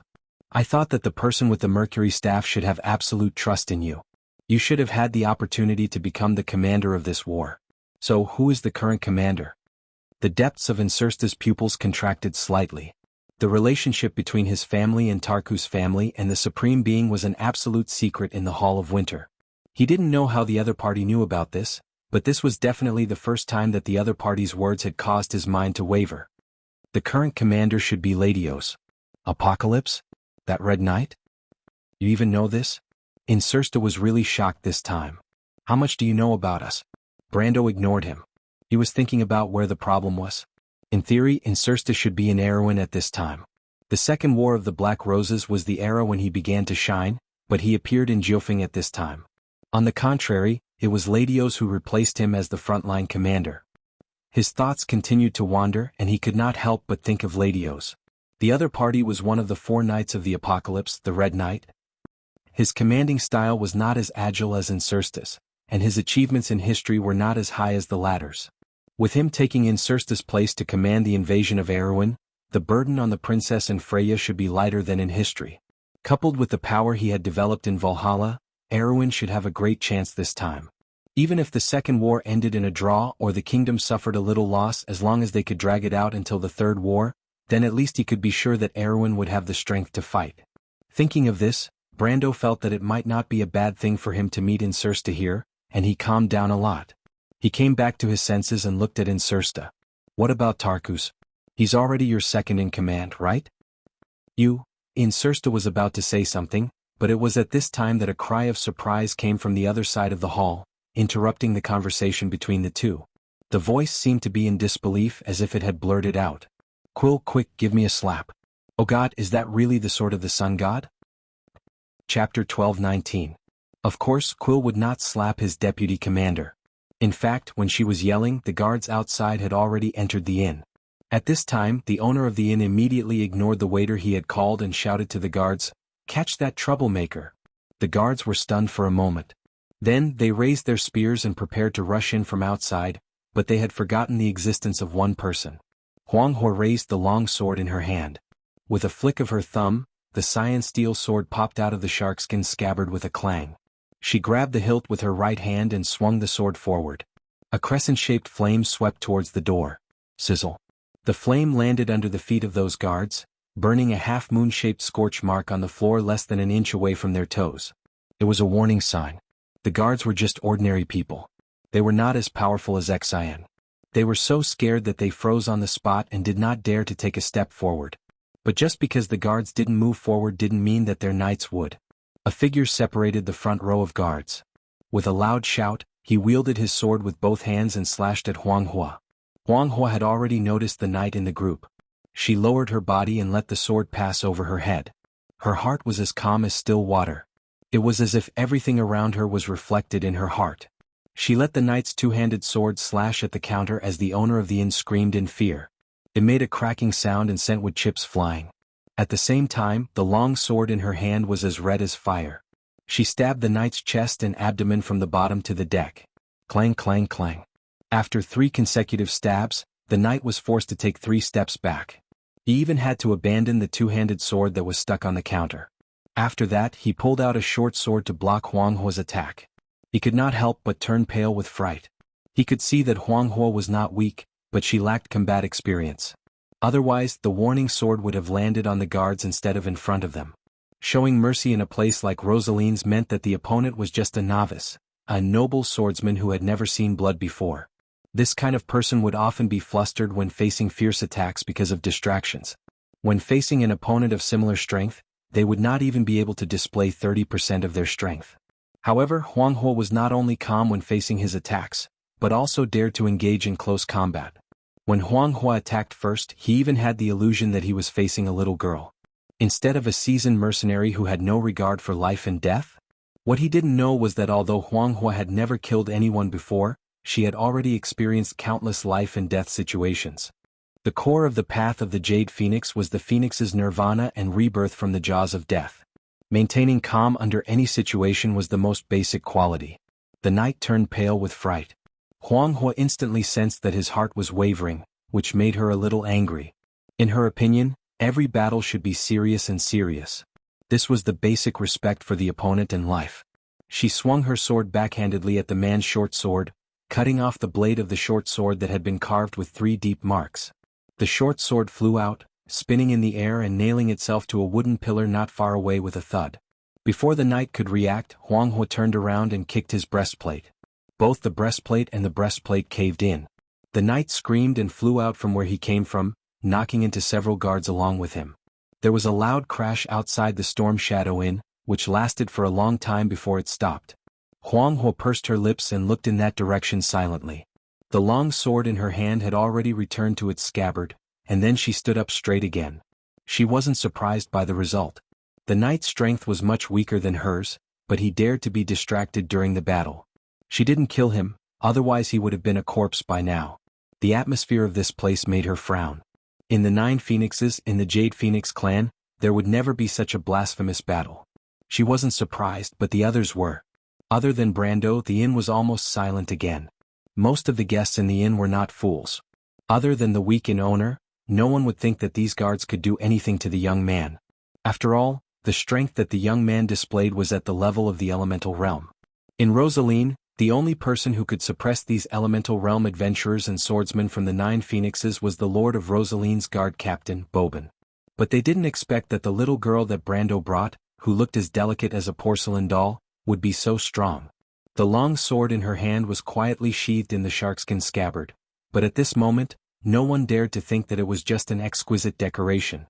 Adney, who had witnessed this scene, opened her mouth in an O shape.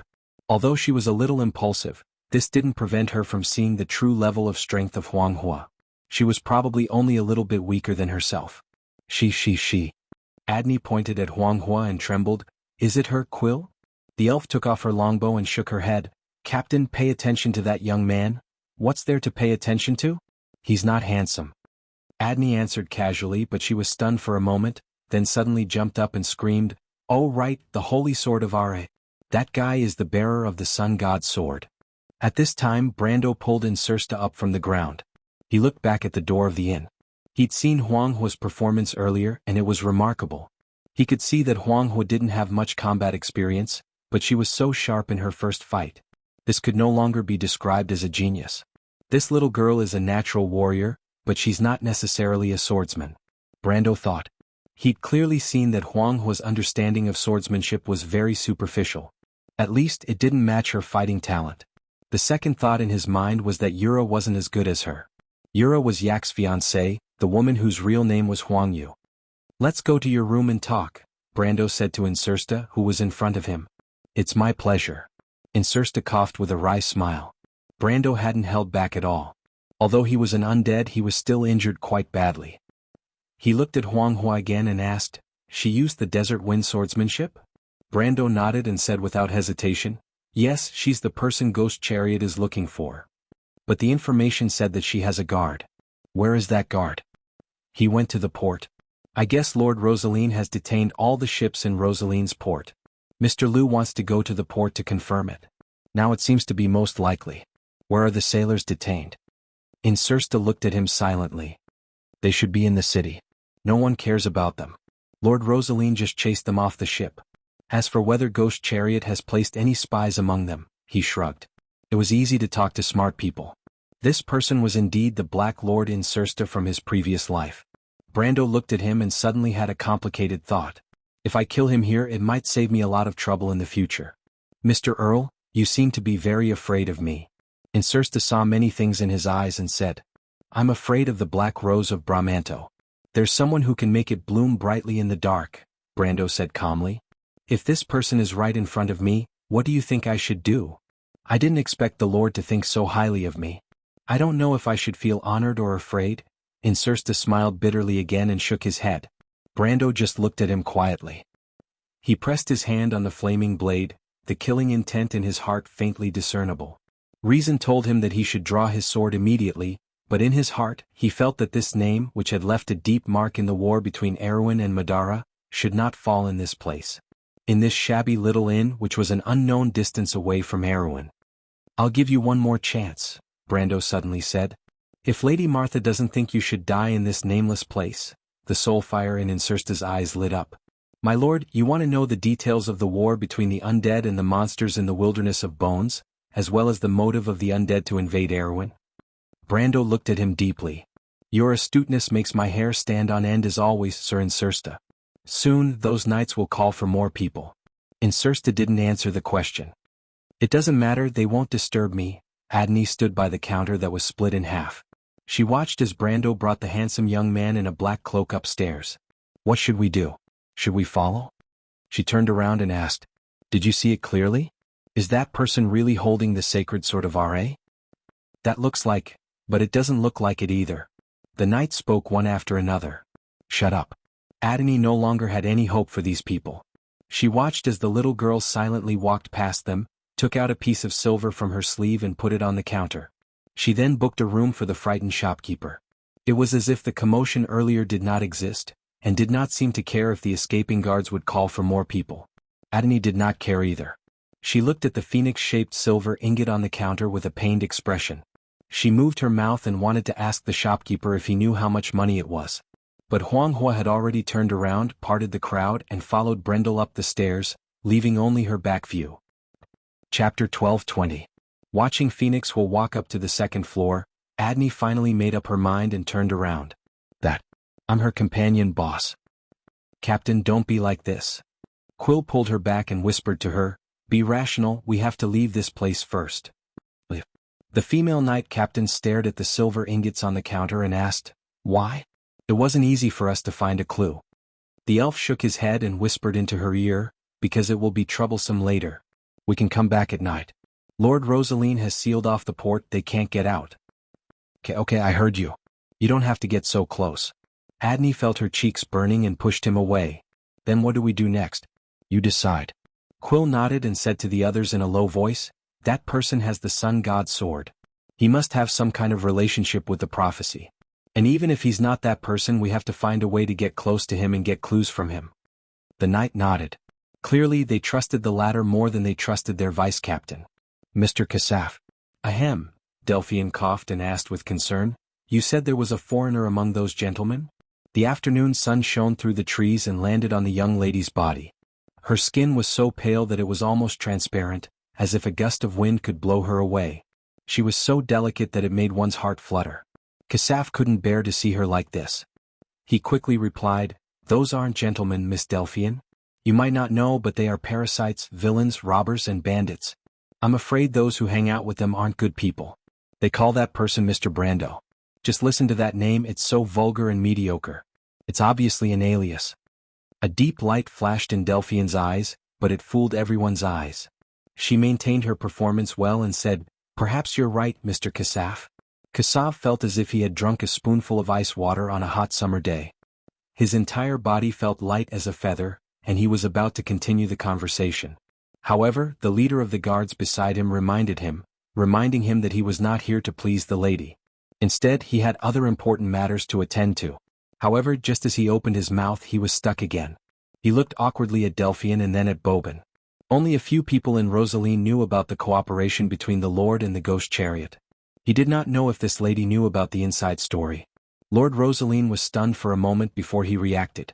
He was about to say something, but Delphine was very sharp. She coughed softly and immediately replied softly, "My lord, please allow me to return to my room to rest." Seeing Delphine's back being supported by the maid, Kassav looked at his lord and could not help but compliment, "What a smart lady. It's not necessarily a good thing for a woman to be too smart, but Miss Delphine is an exception." Lord Rosaline chuckled and said rather proudly, "She's really a fairy-like woman. Only with the help of such a woman behind a man's back can he succeed." Kassav could not help but look in that direction with jealousy. That fairy-like woman had already disappeared from the courtyard. Only Bobin still had a deadpan expression on his face, as if he had not seen what had just happened. After sending the maid away, Delphian carefully closed the door to her room and returned to her desk. She took a few quick breaths, and it seemed that her weakness was not completely faked. She opened the drawer and took out a notebook. Opening the silver lock, she dipped a quill in ink and wrote a few words on it. Suddenly she stopped, closed the notebook and placed it in front of her chest. She was silent for a moment. The pure and innocent expression on her face had long since faded. She raised her head and stared blankly through the wooden lattice window. "Elman, Your Majesty, should I do this?" In a single room on the second floor of the storm shadow near the square, the atmosphere in the room was somewhat quiet.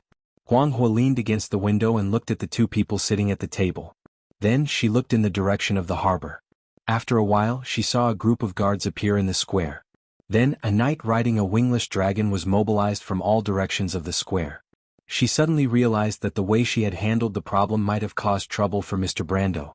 She could not help but show an apologetic expression. "Mr. Brando. Don't worry, Huanghua." Although Brando was not by the window, he had already noticed the situation outside. "You don't have to worry about them." Huanghua held her sword and nodded. Insursta sat in his seat and looked at the two people calmly. "My lord, you should know that I was born in Kosman. When I was 20 years old, I accepted the family ritual because of my outstanding talent. I am the purest kind of dark noble. Before I was born, my family had been fighting with the monsters for decades, until the Mercury staff appeared." Brando listened in silence. Compared to the collusion between Madara and the Chariot Spectre, he was indeed more concerned about the war between the undead and the crystal revealed from Mr. Liu and Xn Jian's words. What was the calamity of Starfall 70 years ago? What was the connection with the fall of the Black Moon 3 days ago? Why did he not know about the century-long war between the undead and the crystal in the south of Madara in the game? The undead were aggressive in their attack on the civilized world, but it concealed their defeat in the south of the Sea of the Dead Moon. Did the Supreme One with the Mercury Staff know about all this? He did not care about the grudge between the Jade Phoenix and the Chariot Spectre, nor did he care about the undead's arrangement in the east. He was only interested in the entanglement between them and the dusk. It was as if he had inherited a keen sense of smell from the game, which made him feel that there might be something he wanted behind the scenes. Why did Madara launch an attack on the civilized world? The undead were not cultists who did not care about anything. They were not crazy enough to destroy the foundation of civilization and the world order. Insursta seemed to have seen through his thoughts at a glance. He knew that this person had long known that he would be interested in the entanglement between the crystal and the undead. He also knew that since he appeared here, he must have heard the relevant rumors. The dark road that had flourished for so many years was suddenly closed, not to mention that the strange monsters had just visited Rosalind. "You and I are the same kind of people, Count?" Insursta saw that his expression changed slightly and explained, "I also wanted to know why the Mercury staff appeared in this era, but when I saw His Majesty, I understood that all this was inevitable." Brando was silent. But when he raised his head again he seemed to have figured out something. "The Earth Legion has already failed, right?" Insursta looked as if he was stuck in a shell, or as if his neck was being grabbed. He looked at him with his mouth wide open. Deep in the eyes of the young Dark Knight, there was a flash of fear for the first time. Brando did not care about him. In his thoughts, the scattered pearls on the ground were connected by an invisible line, forming a complete reality. He had never been so sharp before, but ever since that dream, everything seemed to have changed. 1,000 years ago, at the end of the War of the Holy Saints, the Darkness Dragon sealed the core area of Wond, and at the edge of the world, the war never stopped. The Myurnas sent their most powerful legion, to the various borders of the world, but left the weakest heartland areas to face the uprising of the mortals. Just like that, 1,000 years passed. The last legacy left by the Truth Parliament was also gone. In the ignorance of the mortals, the Earth Legion, which had lost the support of the Empire, finally failed. The power of the Twilight Dragon had long awakened, and the Roman was only the final countdown for its arrival in this world. When did the undead first see the crystal? What year was it? 77 years ago, Rober's Death Lord arrived at an ancient battlefield in the process of expanding southward. They recovered the Mercury staff from there. Not long after that there was the Starfall disaster. That Starfall disaster could only be seen in the south of Madara and the Nine Phoenix area. Not long after, cracks appeared at the border of the Black Forest, and the strange monsters began to invade our world. Even if you have the Mercury staff, you can't resist them. Too many. Very few people know that Madara has lost half of its southern border. So you want to migrate west and north, invade Erewhon and St. Tassol, and even the entire civilized world? Brando asked, his voice was a little serious. As the people of Martha, why didn't you warn us? Because you are humans and we are undead, Insursta replied. And we are not just running away. Because of Erewhon? Insursta stared at him, and for the second time he was stuck. After a long while he slowly opened his mouth. This time, it's you who makes me feel afraid, my lord? P.S. I wanted to recommend this 2 days ago, but I kept updating it too late, so I forgot. Lord Sovaneo is back writing again, and I believe that some of you must still remember his wizard story. This is my DM and his things are definitely more reliable. So I recommend his new book, 20-Sided Dice, book number 3559491. My friends who are out of books can go and take a look. Chapter 1221. Brando's face was expressionless. He understood that it was not that he was sharp enough to make the other party feel troubled. It was purely because of the asymmetry of information that gave him an advantage. It was precisely because of this that he became even more cautious to prevent himself from inadvertently revealing too much information. After all, in this world, other than the one-eyed man, no one knew better than him what kind of person this person in front of him was. He did not comment on the other party's exclamation. He only asked, "Where is Tarkus?" At this time, Huang Hua was pressing her small hand on the window lattice. She saw that a group of guards had crossed the square and surrounded the inn. Seeing the archers drawing their bows, she frowned and raised her hand to lower the shutters. The light in the room suddenly dimmed. In the somewhat dim room, Insursta's expression became solemn. The light passed through the shutters and fell on his pale face. Tiny luminous particles floated up and down in the air. The atmosphere in the room was a little dull for a moment. The opportunity has been given to you. It's up to you whether to cherish it or not, Sir Insursta. Brando looked at him and quietly added. I thought my lord would be a smart man, Insursta said with a wry smile. I thought I could seize this opportunity. You mean I asked a stupid question? The genius general of Madara shrugged. Brando ignored him and looked in the direction of the corridor from the room. I will go to the Green Jade Hill with Huang Hua and Mr. Liu. From there we will take a boat to Nabel or the Drowning Bay. Insursta shuddered, his brows furrowed deeply. What are you going to do? An almost impossible possibility flashed in his mind, but because it was too illogical, it was difficult for him to make a judgment. I want to go to Madara, but I lack a suitable guide. This makes my decision indecisive. A series of heavy footsteps soon sounded in the corridor, but Brando withdrew his gaze from there. Maybe I think it's better to go back to Erewhon with 9 Phoenix's caravan. The words came out of nowhere, but Insursta raised his head and looked at him with a complicated gaze. His expression was full of strangeness and disbelief. Although the latter tried his best to hide his feelings, compared to a few decades later, this genius general's shrewdness was clearly not deep enough. At least Brando still read what he wanted from the fleeting gaze. He pursed his lips and secretly breathed a sigh of relief. At least so far, with the advantage of information and strength, he could still maintain control of the situation. You want to see His Majesty? I don't like the word see, but if I can persuade him I can use this word. But I believe that for Madara the Mercury Staff is the only thing that cannot be replicated. Without it, for this country the future may be very different. He had originally planned to return to Alwyn directly from the Green Jade Hill, but the moment he saw the Insursta dragon, an extremely bold idea came to his mind. Insursta stared at him, as if he had turned a deaf ear to the approaching footsteps in the corridor. You want to assassinate His Majesty? Then why should I lead the way for you? My lord, are you kidding me? Phoenix Hua continued to observe the situation outside through the gaps of the blinds. She suddenly whispered into the room, They have driven out the other guests and the owner of the inn, Mr. Brando. Brendel nodded to her, indicating that he understood. Then he turned back and answered the Insursta dragon.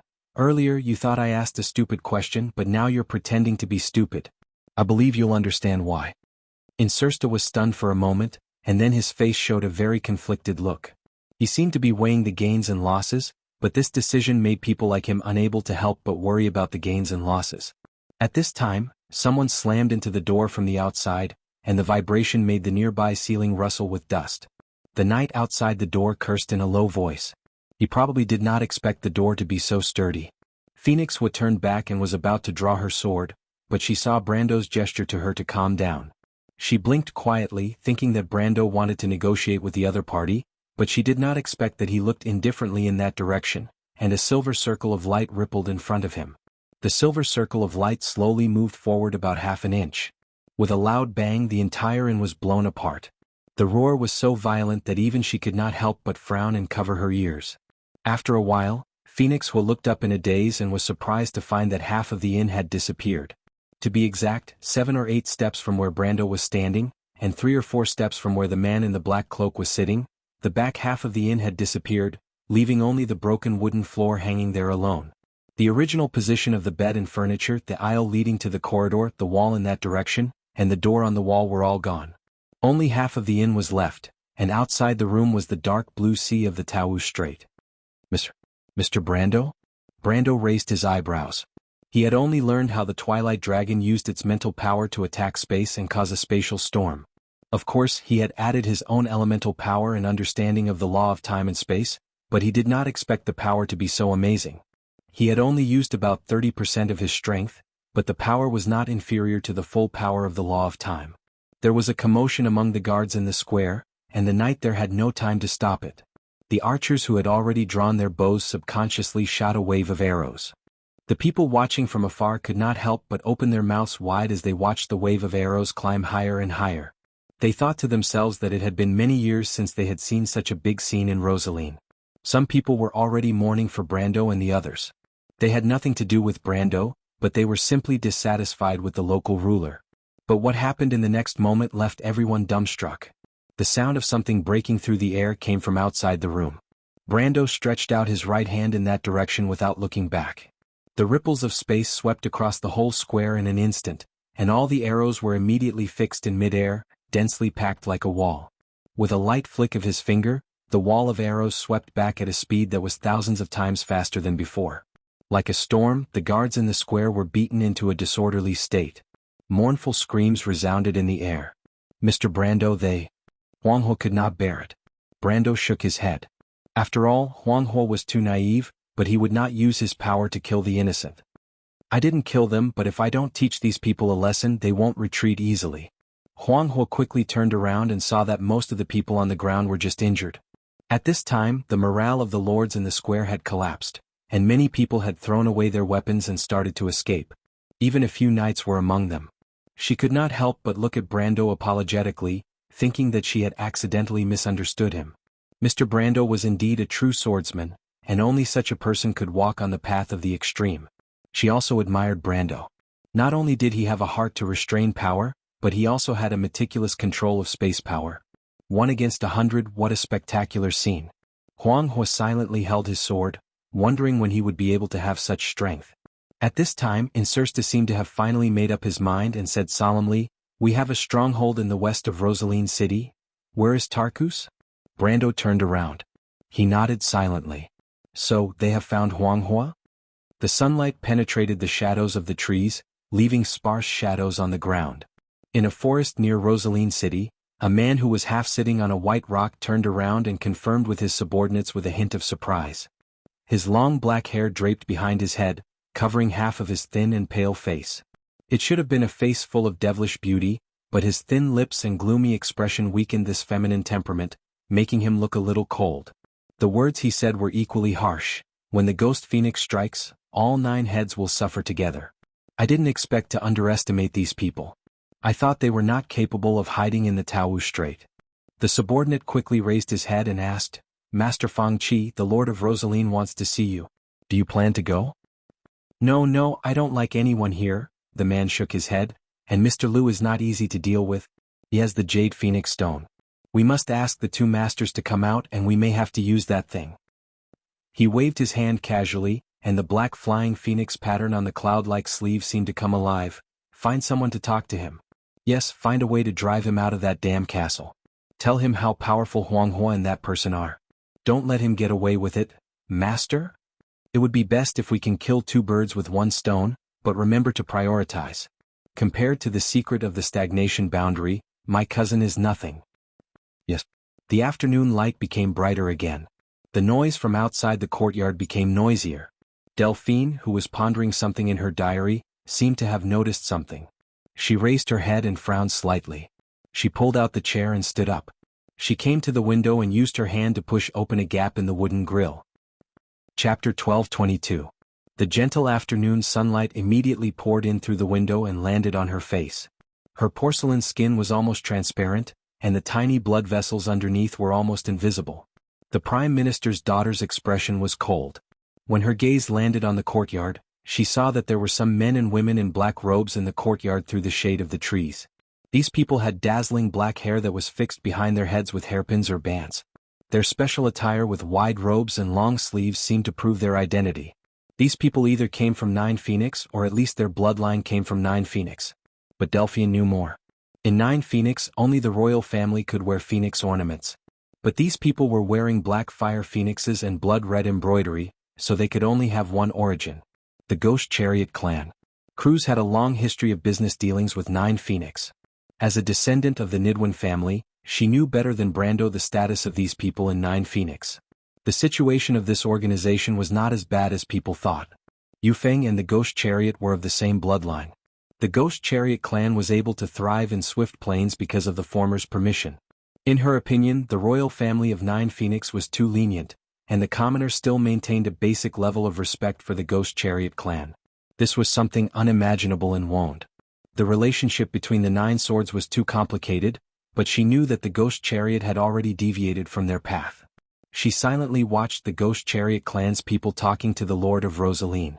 Seeing this old and ugly guy, and thinking of his naked and undisguised expression when he looked at her, Delphian could not help but feel annoyed. In fact, she felt nauseous. When she was in the Empire, she did not need to pretend to be polite to such a small figure. But the situation was better than the person. Moreover, when she thought of the thing that she had accidentally learned, her frown calmed down.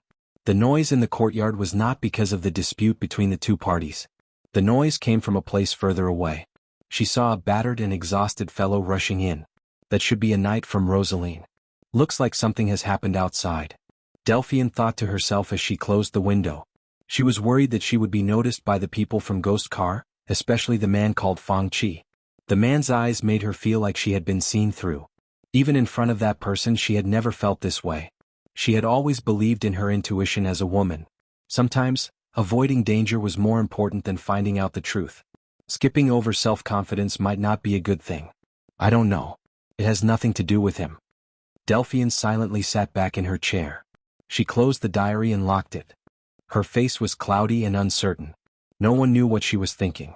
After a while, she vaguely heard more noises coming from outside, as if the whole castle had come alive. The Nidevan family also had their own territory and castle. The Prime Minister's daughter was very familiar with that voice. The old man was mobilizing his knight.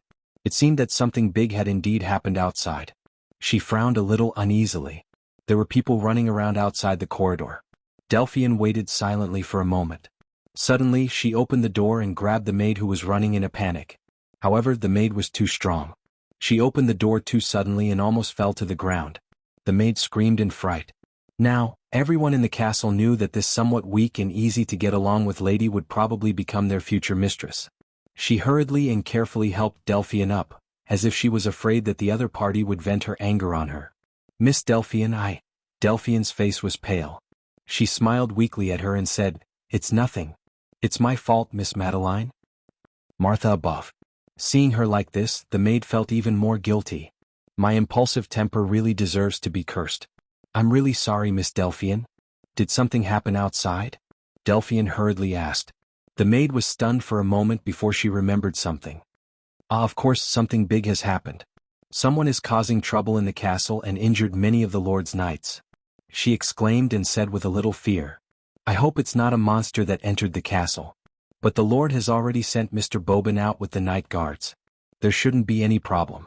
Nothing will happen, Madeline. Mr. Bobin will take care of it. Delphian comforted her. The maid hurriedly nodded. By the way, where is the Lord? The Lord is preparing the horse. Prepare the horse? Is the Lord going out as well? Of course. He's worried that it's another monster causing trouble. He's worried so he wants to follow. By the way, the Lord wants you to rest in peace, Miss Delphian. Delphian silently nodded. After bidding farewell to the impatient maid, she closed the door again and pressed her back against the door. Her vest was completely soaked. She let out a long breath and her eyes flashed with an inexplicable brilliance. She returned to the desk and waited for about a quarter of an hour before the noise outside finally quieted down. Delphian glanced at her diary and then silently pulled a string on the desk. The bell connected to the string immediately jingled. After a few minutes there was a knock on the door. A somewhat childish voice asked from outside the door. "Miss Delphian, are you calling for me?" Delphian gently took a breath. "Come in, Seabass." The door was pushed open with a kacha sound, and a dark-skinned young man wearing a gray robe and jacket walked in. He carefully looked around the room and then his eyes fell on Delphian's back. His eyes were suddenly filled with admiration and respect. "Miss Delphian, is something wrong?" the young man asked in a low voice. "Is his lordship here?" "His lordship has gone out, Miss Delphian." The look on Delphine's face relaxed a little. "I need you to do me a favor, Seabass." The young man was slightly taken aback. Then a solemn expression appeared on his face. "Miss Delphian, if you have any instructions please let me know." She picked up the diary on the desk and asked, "That friend of yours, is he really reliable? That Uncle Xian may be making a living in the underworld, but he is actually a good person." The young man keenly asked, "Miss Delphian, do you have something you need to do in Rosaline City?" "About that. Ask your friend to help me find a person. His name is Brando. He is not a local and his characteristics are very obvious. It should be easy for you to find him." She turned around and looked at the young man who was looking at her with a slightly intoxicated expression. She handed the diary to him. "When you find that person, give this diary to him. However, before that you must keep this diary with you. You cannot give it to anyone and you cannot tell anyone about it. Do you understand?" "I understand." Seeing the solemn expression on her face, the young man replied in a methodical manner. "Will you keep it a secret for me, Seabass?" "I will definitely keep it a secret for you, Miss Delphian." The young man's breathing became heavier. "Miss Delphian, you have saved my life, so Seabass' life belongs to you." "Very well. Do you remember what I said?" The young man quickly repeated it. Delphian nodded her head and smiled faintly. "That's right. When you find that person, tell him that after page 77 of the diary." "After page 77, Miss Delphian, I will keep it in mind." Seeing the other party smile at him, the young man was stunned. He quickly swore again and again that he would not reveal this secret. After that, he left with this solemn vow. Delphian watched as the young man's figure disappeared outside the door. Then, as if she had collapsed, she supported herself on a chair and sat down. She did not have much time. It was not easy for her to choose a reliable character to make the other party believe that she had saved his life. She did not expect that in just a short day she would have to use this relationship. Although the time was too short, it had its advantages. Sometimes, when a person's passion had not yet dissipated, they would do many things without thinking. Although this situation was not very reassuring, she understood that she did not have much of a choice. As for using others, the daughter of the Prime Minister had never felt any psychological burden at all. She sat on the chair and rested for a moment. After being injured again, she felt that her body was much weaker than before. This feeling of exhaustion was not good, but Delphian also knew that she did not have much time. She gritted her teeth and stood up with the help of the chair's armrest. She took a deep breath, then staggered out of the door. Brando and Huang Hua stood in a closed alley. This should be the slum in the west of Rosaline City. The huts and messy buildings piled up to form a dead end. The surrounding environment was not very good, and there was a disgusting stench in the air. About a few minutes ago, they saw Insursta use a secret signal to knock on a tightly shut door. The genius general of Madara signaled them to be patient, and then his figure disappeared behind the door. After that, there was no more movement. Huang Hua stood beside Brando, holding her sword. She wanted to say something several times, but in the end she held back. The path of the Jade Phoenix was about calmness. She always felt that the other party might have noticed something, so she did not speak rashly. Brando looked at the little girl who looked calm on the surface, but from her occasional frown, he could see that she seemed to be worried about him. He could not help but smile and said, "Don't worry, he won't just leave." Huang Hua was stunned for a moment, then realized that her state of mind had been seen through by him. She frowned, annoyed that she was not calm enough. No, she explained in a low voice, "That person. He is lying to you, Mr. Brando." "Huang Hua, you saw it too?" Brando raised his eyebrows slightly, looking a little surprised. Chapter 12:23. Huang Hua thought for a moment. "Or it should be said that when he promised to take you to Madara, he didn't tell the truth." She frowned slightly. "He has other intentions in mind." Thank you, Miss Huanghua, but I know. Mr. Brando, you know? Huanghua looked up at him with a hint of doubt in her starry eyes. I know his intentions just as he knows mine. Insursta is a smart man. He and I are just betting. This man likes to take the unconventional path. As for his deputy Gustav, he is the exact opposite of him. Betting? Brendel stared at the door and continued. His Majesty seems to know him very well, which is why he arranged such an assistant for him. They are natural partners, but I believe that he will be able to convince Gustav this time. I don't quite understand. To put it simply, what they want is the things on me. Or to be more precise, the person behind the door wants these things. And he knows that a few things are on me. He wants to take me to the realm of eternal death and bet that Madara has a way to deal with me. If that's the case, why did Mr. Brando say that? If Mr. Brando has a card up his sleeve, that person shouldn't have agreed so easily, right? Because we're not 100% sure, but I believe that a person who can be recognized by Loki's Mercury staff won't not back down on his home ground. Insursta knows this and so does Gusta, so he'll definitely convince the one-eyed man. Huanghua shook her head disapprovingly. The ruler of a country should not be so careless, especially according to Mr. Brando. It is the link that maintains the stability and unity of this huge country. How can it allow its subordinates to gamble the fate of a country? Brando did not answer this question. Because there may be many answers to this question, but he did not know how to explain the closest guess to this little girl. He sighed deeply. If I'm not wrong, this may be the reason why my country has suffered so much. When he confirmed with Insursta the reason why Madara invaded Erewhon, he finally understood the problem. Why would Madara be so fond of Erewhon's barren land? Perhaps it was not just because of geography. Madara also had better sea crossings to the left of Kermit Island, and in places like White Mountain, where order was ruled by eternal darkness, it was more suitable for the undead to advance. Erewhon had a special meaning to Madara, probably because of its own uniqueness. Not only did it have the orb of flame in the Haurangaya, but it also had the will of the mountains and rivers in Sinna, as well as the azure lance, firmament, and the holy sword of light, Somir, which he and Lut saw outside the elemental barrier. The other party had the Mercury staff, so it was not impossible for them to know the secret of the Amber Sword. If that Emperor's true goal was the same as his, then everything would make sense. Why would Madara insist on annexing Erewhon? And this was also the basis of his deal with Insursta. He knew that Insursta should at least know that he had the Haurangaya, and perhaps he also knew that he had the soul of Odorphis. Although this news might be a little outdated, it was enough. He also got the answer he wanted from the other party's reaction, which confirmed his guess. So the two of them each had their own ulterior motives, but they each knew the other's true intentions. If Insursta lured him to the realm of eternal death, set up a perfect ambush, and took those things from him, then the undead would have accomplished half of their goal of invading Erewhon without any effort. Perhaps they could have done it step by step before, but he deliberately showed that he had foresight and an aggressive attitude in front of the other party, just to make the Black Lord wary and misjudge the difficulty of invading this small kingdom. Now it seemed that he had at least achieved half of his goal. The rest would depend on the travel in Madara. Perhaps Erewhon's crisis would be resolved, and in the best-case scenario he could still get the Mercury staff. Even if it was a little worse, there would still be a way to escape. Brando was still very confident in his current strength. For him who had the element of time and space, no one in this world could easily make him stay. And when he reached the realm of eternal death, at least it would be more convenient to return to Erewhon.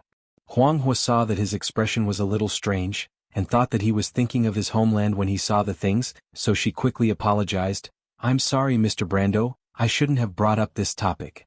It's none of your business. Brando shook his head gently. But his indifference made the little girl feel even more guilty, and she said firmly, Mr. Brando, if Madara really supports the Chariot Spectre, Mr. Lu and I will find a way to persuade His Majesty to ally with you. We have a common enemy. It's my pleasure. Brando looked at her with some gratitude. However, he also knew that the alliance between Erewhon and the Nine Phoenix was not something that the two of them could decide here. He might be able to represent Valhalla, but although Huanghua was a princess, she might not even be able to represent the Jade Phoenix royal family, let alone the opinion of the entire Nine Phoenix. Of course, perhaps after she and Mr. Lu returned to the Nine Phoenix, they could fully utilize their identity and power, but before that he could not just stare blankly at them. For now, it seemed that the most important thing was to destroy the offensive of the Second War of the Black Roses. While the two were talking, the door in front of them suddenly opened without warning, and a skull poked out from inside. The two grayish-white phosphorescent flames in the skull's black eye sockets scared Huanghua, and even Brando was a little surprised. He thought that when the undead appeared in human territory, they would at least be vampires or Black Knight who looked similar to humans. The skull did not care about the surprise of the two and said in a hoarse voice, "Lord Incersta asked the two of you to come in." There was some disgust in its tone. Just like the natural rejection of the undead by the living, the undead also had a natural hatred of the living. As it spoke, it opened the door and motioned for Brando and Huanghua to go in. Brando nodded. After entering the door, there was a dark corridor. Brando's eyesight was very good, and he quickly saw the specks of soul fire that lit up in the darkness. Each of those soul fire belonged to a skeleton. These broad skeletons were all wearing heavy armor and stood on both sides of the aisle like lifeless decorations. He recognized these things as Madara's Crusader executioners. These things had almost killed him in Fortress Reeden, but now there were 2 rows of them standing in this corridor, and he did not feel threatened at all. Not to mention him, even Huanghua's expression did not change. As a swordsman with elemental awakening strength, these things were not much different from oversized toys to her. She did not seem to have the natural fear of darkness that ordinary girls had. Her pair of eyes shone in the dark environment, as if she was born for such an environment. Brando was worried that Huanghua might not be used to it, but seeing her like this, he could not help but breathe a sigh of relief. The skeleton led the way forward at an unhurried pace, but Brendel did not have the patience. He narrowed his eyes and extended his darkness perception outwards. But he felt that his perception of the environment and magic power had just extended out from the darkness, and he felt that he was being spied on. He was slightly stunned, and then he heard Huanghua's soft voice. "Mr. Brando has a similar ability?" What? Brando was stunned. "It's Sky's Eye." Huanghua's voice came from the darkness. "The heart of the Jade Phoenix teaches us to feel the world with our hearts, so we can tell if others have malicious intentions, or if they are lying to our hearts." "How did you know that Incersta was lying?" Brando whispered in surprise. "Yes, Mr. Brando, do you have such an ability?" "It's not the same as yours. I can only feel things through the flow of magic power, but it can also make my senses sharper." After confirming that he was being spied on by Huanghua's ability, he was relieved. As he described, he extended his perception. However, he was very interested in Phoenix Fire's Heaven's Eye ability. It was very similar to the clear mirror from Aween's White Raven Sword style, or the deep analysis that he learned from the Silver Elves. But it was much more powerful than the latter two. After all, the latter two did not have the ability to distinguish between lies and people's hearts. He was about to ask about the details of this ability, and see if he could find a way to exchange this ability with Huanghua. But it was at this moment Brando suddenly shut his mouth. He extended his dark perception to guard against possible threats. Because even though he said that Incersta would not play any tricks, who could guarantee that the Dark Lord would not suddenly lose his mind? Naturally, it was better to have as little trouble as possible. But he did not expect that his extended perception could suddenly penetrate the wall and feel the existence of the room on the other side of the wall. He probably also did not expect Incersta and Gusta to be so close. Perhaps because the undead were too safe here, they did not seem to have too many precautions and arrangements in the building. So Brando immediately heard a somewhat unfamiliar voice. "Have you thought about the consequences?" Chapter 12:24. The conversation came from the other side of the wall. The first to speak was a somewhat deep voice, which was very different from Incersta's voice. It was as if one could hear the old-fashioned and serious aristocratic accent from the tone alone. This kind of accent usually made people feel dull, but when it was spoken by this special voice, it unexpectedly gave people a sense of peace and stability. "Have you thought about the consequences?" Although Brando had never seen Tarkus face to face, when he heard this voice, it was as if the other's image had already appeared in front of him. Then came Incersta's voice. It had to be said that although the future star of Madara was extraordinarily handsome, his voice was far less pleasant than Tarkus. "It's not about the consequences, Tarkus, you understand." "It's not a problem." Brando seemed to see Tarkus shaking his head in denial in front of him. He said in a steady voice, "Do you think that human is arrogant, stupid, or naive?" "No, on the contrary, he's a tricky guy. That's why I don't want him to return to Erewhon." "But if that's the case, will he take the initiative to propose a condition that's beneficial to us, Incersta?" "Half and half. I believe he's also aware of this, but he's also aware of the trouble Erewhon is facing. This war will destroy everything in this kingdom. So he found an opportunity from my words. Even if this opportunity isn't in the bag, it's still worth a try. I believe in my judgment of people, he's the same kind of person as us, Tarkus. Tarkus was silent. Then, he said again, do you understand why he's so determined to find me? It's simple, he doesn't want us to stay in this place, Insursta replied. Insursta replied, he's with the little princess of the nine-headed phoenix, so it's not hard to guess that we're related to the chariot specter. A guy as smart as him wouldn't just take me away, not to mention that the two of us are hostages in his hands. When Brando heard this, he could not help but narrow his eyes slightly. Sure enough, Insursta had guessed most of his thoughts. However, it was a little unexpected that Insursta thought so highly of him. Perhaps he had overdone it in the inn. He could not help but think a little maliciously. If the future star of Madara knew that he was using the advantage of information to blackmail him, he would be traumatized.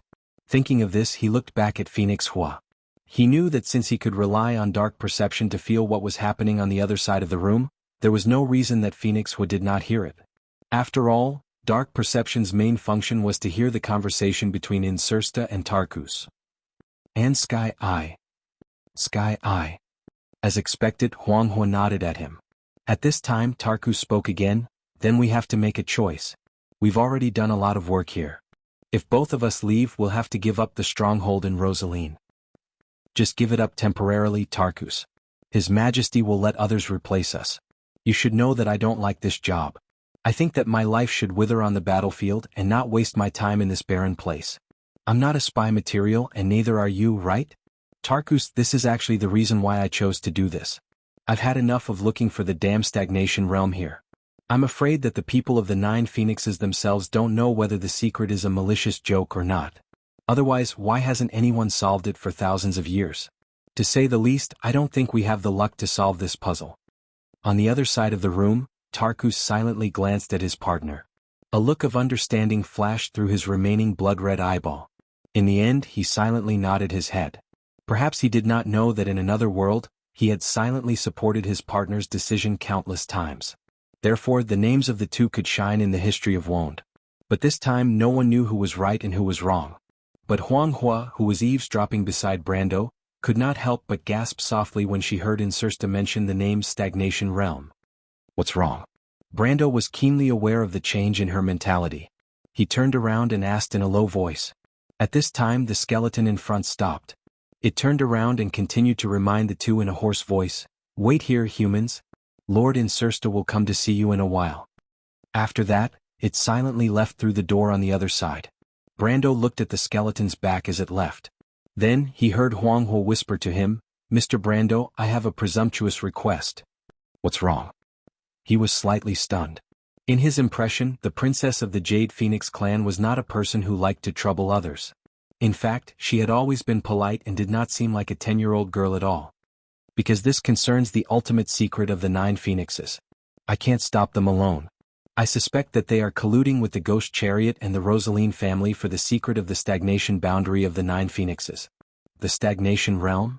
Huang Hua sighed softly. The stagnation realm is the supreme secret of the Nine Phoenixes. Legend has it that this world contains the secret of the Nine Phoenixes' creation. The sacred sword of the Nine Phoenixes, the Jade Dragon Sword, was born in this world. At the same time, the Iron Heart, the Desert Wind, and the White Raven were also born. These four things can be said to be the foundation of the Nine Phoenixes' existence. You mean, the spirits of Madara colluded with the Ghost Chariot to find this thing? Brando asked. What's so special about this thing that you seem to be very nervous about it? Huang Hua frowned slightly, because in the Nine Phoenixes, there has always been a legend that whoever has the stagnation realm can become the ruler of the Nine Phoenixes. This may just be a legend, but if the Ghost Chariot finds the stagnation realm, the legitimacy of my family will inevitably be questioned. I'm afraid that the Nine Phoenixes will fall into turmoil because of this. Brando was stunned and could not help but think of the Lionheart sword. The situation of Cypher and the Covardo family was very similar. In his opinion, the battle between the Ghost Chariot and the Jade Phoenix was ultimately a battle for the throne. However, compared to the Ghost Chariot who was closer to Madara, the Jade Phoenix lineage did indeed seem more like Erwin's natural ally. He thought for a moment and nodded. What do you want me to do? I don't have the right to involve you in our family's dispute, Mr. Brando, Huang Hua replied, but if the spirits of the dead attack the Nine Phoenixes at this time, we won't have any strength left to fight the Ghost Chariot. Brando understood. You want me to stall Madara temporarily? I'm sorry, It's okay, Brando replied. This is what I want to do anyway. I'll take Insursta and Tarkus away. Without these two people presiding here, the other lords of the undead should not be able to cause any trouble here. By the time His Majesty the Emperor issues a new order, I believe you and Mr. Liu should have returned to the Nine Phoenixes and passed on all the information back to the country. Thank you, Mr. Brando, Huang He could not help but reply gratefully. Brando thought that if he could persuade the Emperor of Madara, maybe he could even save the rest of the trouble. Of course, it was just that this matter was not so easy to accomplish. But does the stagnation realm really exist? He suddenly asked. I always thought it was just a legend, Huang He thought for a moment and replied in a low voice, but after seeing Mr. Brando, I now think it might really exist. What? Brando was stunned. What does this have to do with me? No. Huang He quickly shook her head. It's Mr. Brando's necklace. My necklace? Brando subconsciously reached into his collar. He had more than one necklace, but when he touched that thing he suddenly realized what she was talking about. He pulled it out and asked, You mean this? Huang He looked at the floating celestial sphere in his hand and nodded seriously. Yes, in the legend of the Nine Phoenixes, the stagnation realm exists in a crystal ball. Time in this world is almost forever stagnant. It's a miraculous world, so it's called the stagnation realm. She paused for a moment and continued, That crystal ball is the legendary heart of the Azure Dragon. It has another name in our legend, Azure. Azure? Brando suddenly thought of something. There were not many floating celestial spheres in this world and most of them had names. The stagnation realm described by Huang He reminded him of something in the hands of someone. That was in his previous life. At that time, in the Amber Sword, even in the later stages, only a few players could have such a luxury as a floating celestial sphere. And these players were, without exception, the leaders of large guilds or core members. There was one person who was the only exception. This person was a player named Erwin. He once snatched a floating celestial sphere from the hands of an undead lord. And this was almost the only floating celestial sphere that fell into the hands of an ordinary player. This floating celestial sphere was later sold at a sky-high price. Brando clearly remembered the name of this floating celestial sphere. It was called Azure. If he remembered correctly, the undead lord that died at the hands of this player seemed to come from the south of the Sea of the Dying Moon. As for where exactly, he did not know.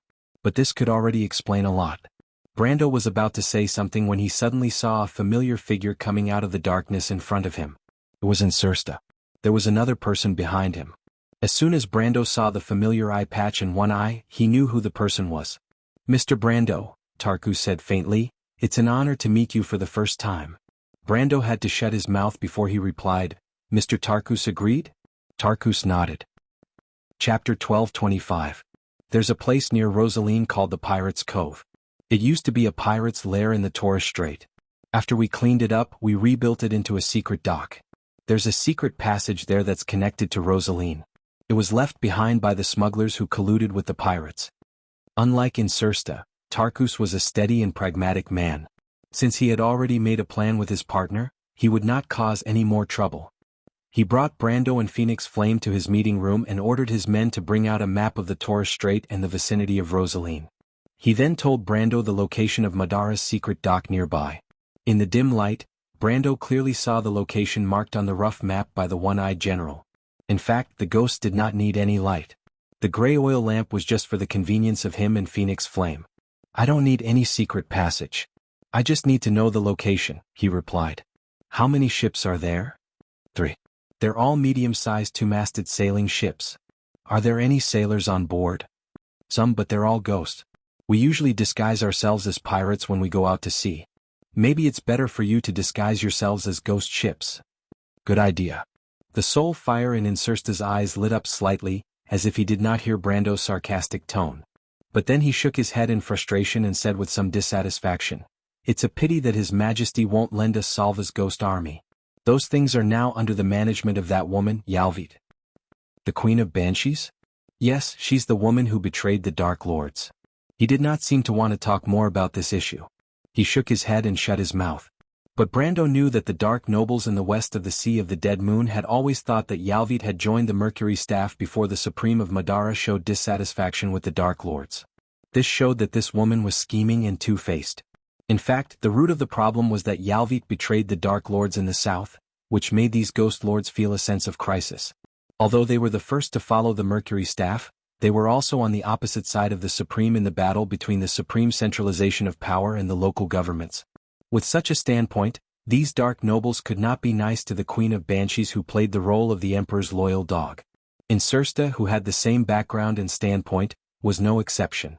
As a member of the vampire family who was closer to His Majesty the Emperor, Tarkus appeared to be much more rational. Of course, this might have something to do with his calm personality. He did not say a word about his companion's complaints. He only raised his head and glanced at the latter. Huang Hua stood silently behind Brando and watched quietly. It was as if she wanted to remember every detail of this nine-headed phoenix opponent in her heart to complete her understanding of the Dark Kingdom. How do you plan to deal with this stronghold next? I still need to find 2 people. Brando looked around and asked the 2. There's no need to deal with it. The undead don't need food. After we leave, no one will leave this place until His Majesty appoints a new person to be in charge. This place will remain the same. Tarkus looked at the skeletons standing guard around and answered. Brando did not comment, but he still felt a little emotional about the natural advantages of the undead in some aspects. They had no morale, almost no need for food, and did not need to excrete or rest except for the necromancers. In these aspects, humans were no match for the undead. Fortunately, they also had their disadvantages. First of all, it was difficult for them to sneak into the human world. Although they could establish a secret stronghold in a place like Rosalind, which was not heavily guarded, it was also because the humans turned a blind eye to it.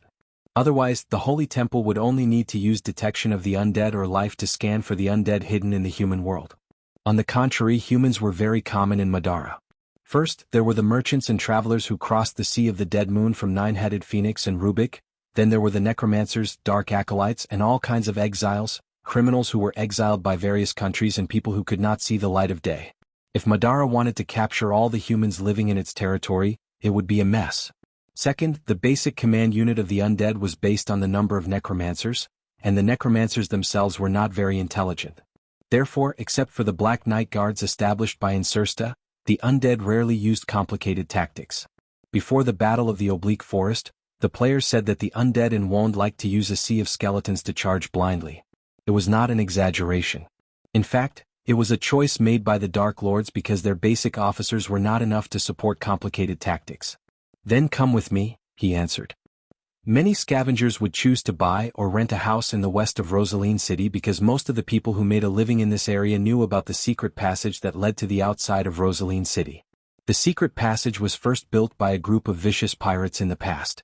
It was mainly used for kidnapping and extortion. They kidnapped the residents of the city and sold them to the necromancers in the south of Madara. Then they would blackmail the relatives of these people in the city. However, these people went overboard.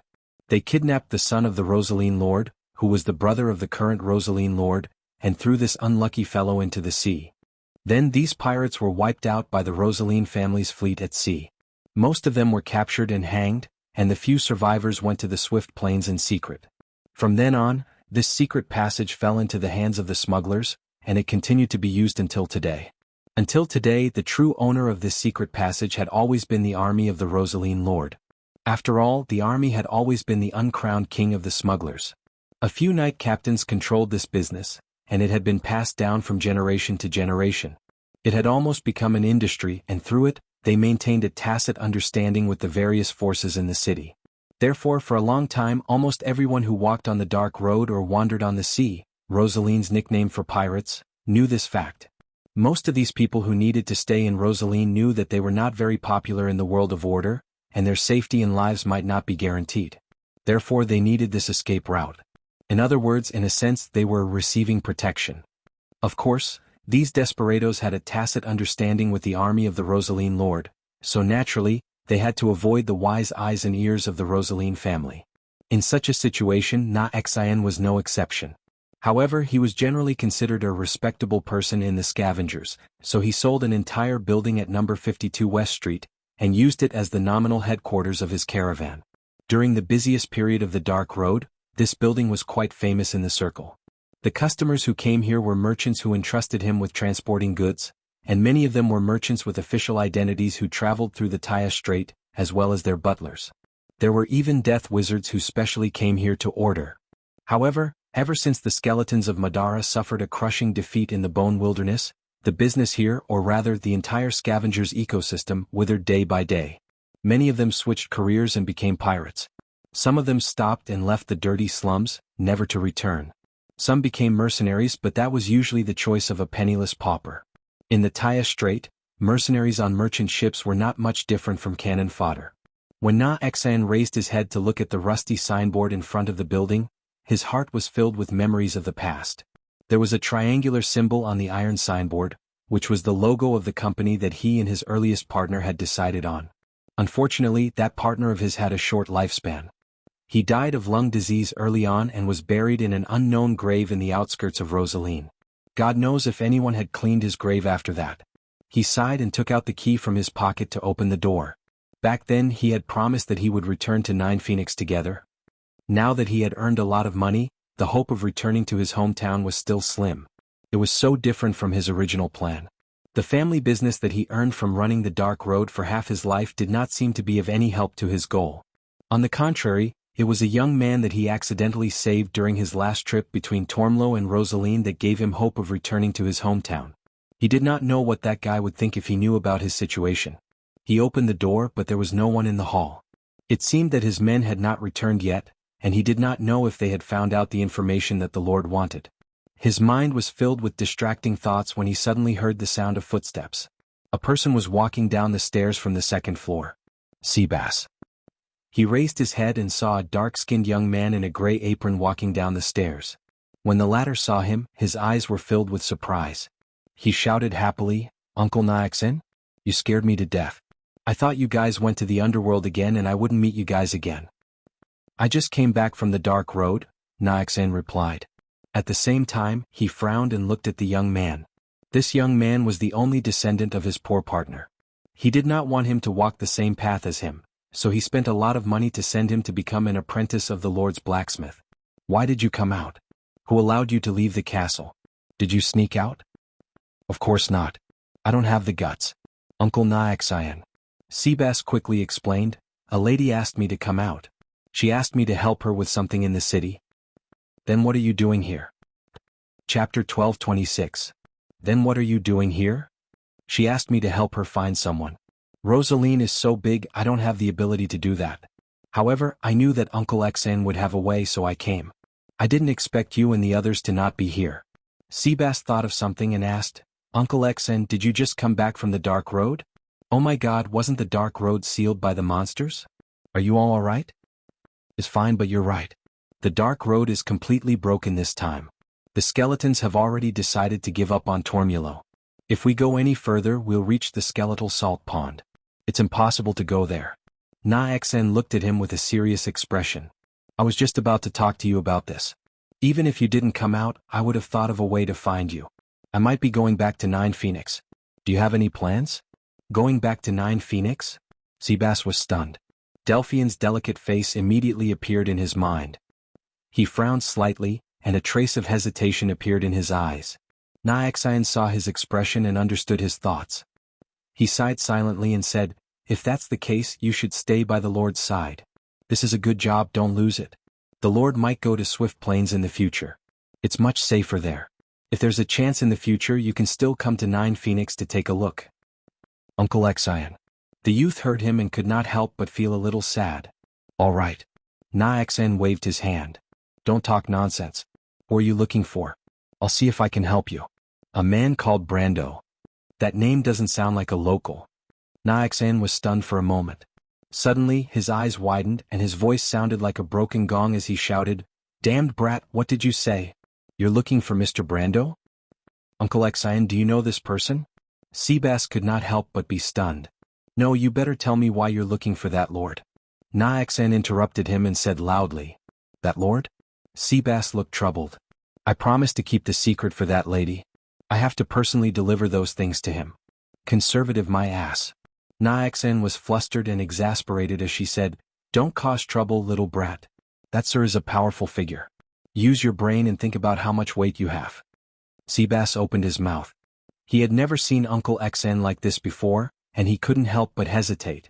After thinking for a while he said, "It can't be that serious. Then I can only say my guess. It should be to help that lady send a letter." Well, it might be longer than a letter, but it can't be that ridiculous. Uncle Xen, since that lady knows about that big shot and asked me to pass on the message for her, maybe she knows that big shot too. Think about it, if the other party is really a big shot, it's hard to say what kind of relationship he has with the Rosalins, right? Is Brando related to the Rosalins? Na Xian subconsciously felt that it was impossible. The other party was a foreigner from the north of Madara. From the way he spoke, it was obvious that it was his first time here. How could he be related to the Rosalins who were born and raised here? However, Seabass's words moved him. Thinking about it, if this letter was indeed for that young man, he really couldn't make a decision for him. He raised his head to look at his nominal nephew and replied, "All right, I promise you that I'll bring you to meet that important person. However, other than that letter you can't say a single word of nonsense. Otherwise I'll teach you a lesson." "How would I dare, Uncle Xen?" Seabass quickly promised. "I promise that there won't be any problems." When Na Xen brought Seabass to find Brando, the latter was followed by Insursta, Tarkus, and Huanghua. They were trying to find a way to meet up with Mr. Lu in the city. However, there was no news from the port. Seabass was planning to go there personally to take a look. Anyway, he had asked Huanghua to leave behind the unique markings of the Jade Phoenix clan along the way, so he wasn't afraid that he would miss the opportunity. When he saw Na Xen and the dark-skinned young man behind him, Brando couldn't help but feel a little surprised. He thought to himself that the local Rosalins were really well informed. The latter obviously didn't bump into him by accident. It could only mean that the other party had eyes and ears in this place. "Mr. Na Xen, you've come at the right time," he greeted the latter. "I need your help with something. Also, have you found out anything?" Na Xen shook his head. He did find Brando through his subordinates. Brando felt good about himself and thought that he was a small target. Little did he know that he, Insursta, and Tarkus, the three foreigners from the west of the Sea of the Dead Moon, were strolling around Rosaline City. It would be difficult for the local tyrants to not notice them. Besides, how could the desperados who could survive in Rosaline not have eyes and ears? Those people would have been hanged by some lord a long time ago. Na Xen first glanced at Insursta and Tarkus behind Brando. Although they were both spirits of the dead, they were also Madara's dark nobles. After Insursta was beaten up by Brando in the shadow of the storm, he returned to the stronghold and changed into a new outfit. Probably because he might be going out to sea, he changed into a traveler's outfit. Even so, it was difficult to hide his noble aura. Tarkus, on the other hand, was dressed in a military uniform that had not changed for thousands of years. He wore a straight black windbreaker, breeches, and black long bronze boots. He wore an inner breastplate over his shirt vest, a scarf, and a sword hanging from his belt was hidden under the windbreaker. He also wore a bronze badge on his chest. In Brando's impression, all vampires wore this uniform. However, these two people were very different in Na Xian's eyes. When he saw them, he couldn't help but suck in a breath of cold air. He had been to many places and had seen many nobles and knights. However, the cold temperament of these two people could only be found in one kind of people. That was the Madara's dark nobles. Na Xian's mind was suddenly in a mess. He did not understand how Brando could have two Dark Lords following him in such a short time. Insursta and Tarkus were following him closely. If they were not followers, what were they? Na Xian could not figure out the identity of this young man. Moreover, the guy who only had one eye left and looked like a vampire lord was obviously a soldier. Although his hands were hanging on both sides of his windbreaker, they never strayed too far away from his sword. This wasn't the first time he had seen Mr. Lu do this. It just so happened that both of them were wearing eye patches and only had one eye left. From this point of view, they were extremely similar. Na Xen pursed his lips and became more cautious. He replied, "I have never heard of your pet in Rosaline City. I'm talking about the news of that lady. You said that the fairy did not appear in this area. I think they might not have gone east but west or north." Brando nodded. This was actually within his expectations. After all, if White Mist and Loot had landed near Tormuro, it would be impossible for them to pass through the Black Road and go to Rosaline. It was obviously more likely that they had gone to Tormuro. Unfortunately, it was impossible for him to turn back and look for the two of them. Moreover, one of them was the spirit of an ancient witch and had rich experience, while the other had outstanding strength and was a fairy. They should be able to protect themselves. They both knew the direction Erwin was heading in, and there would be opportunities to meet up in the future. Moreover, he felt that it was more likely that they had been thrown to different places when they passed through the spatial storm. After all, a few millimeters in the spatial fissure could be hundreds of kilometers away. Naxan saw that Brando did not say much and could not help but heave a sigh of relief. However, he did not forget what Brando had said earlier.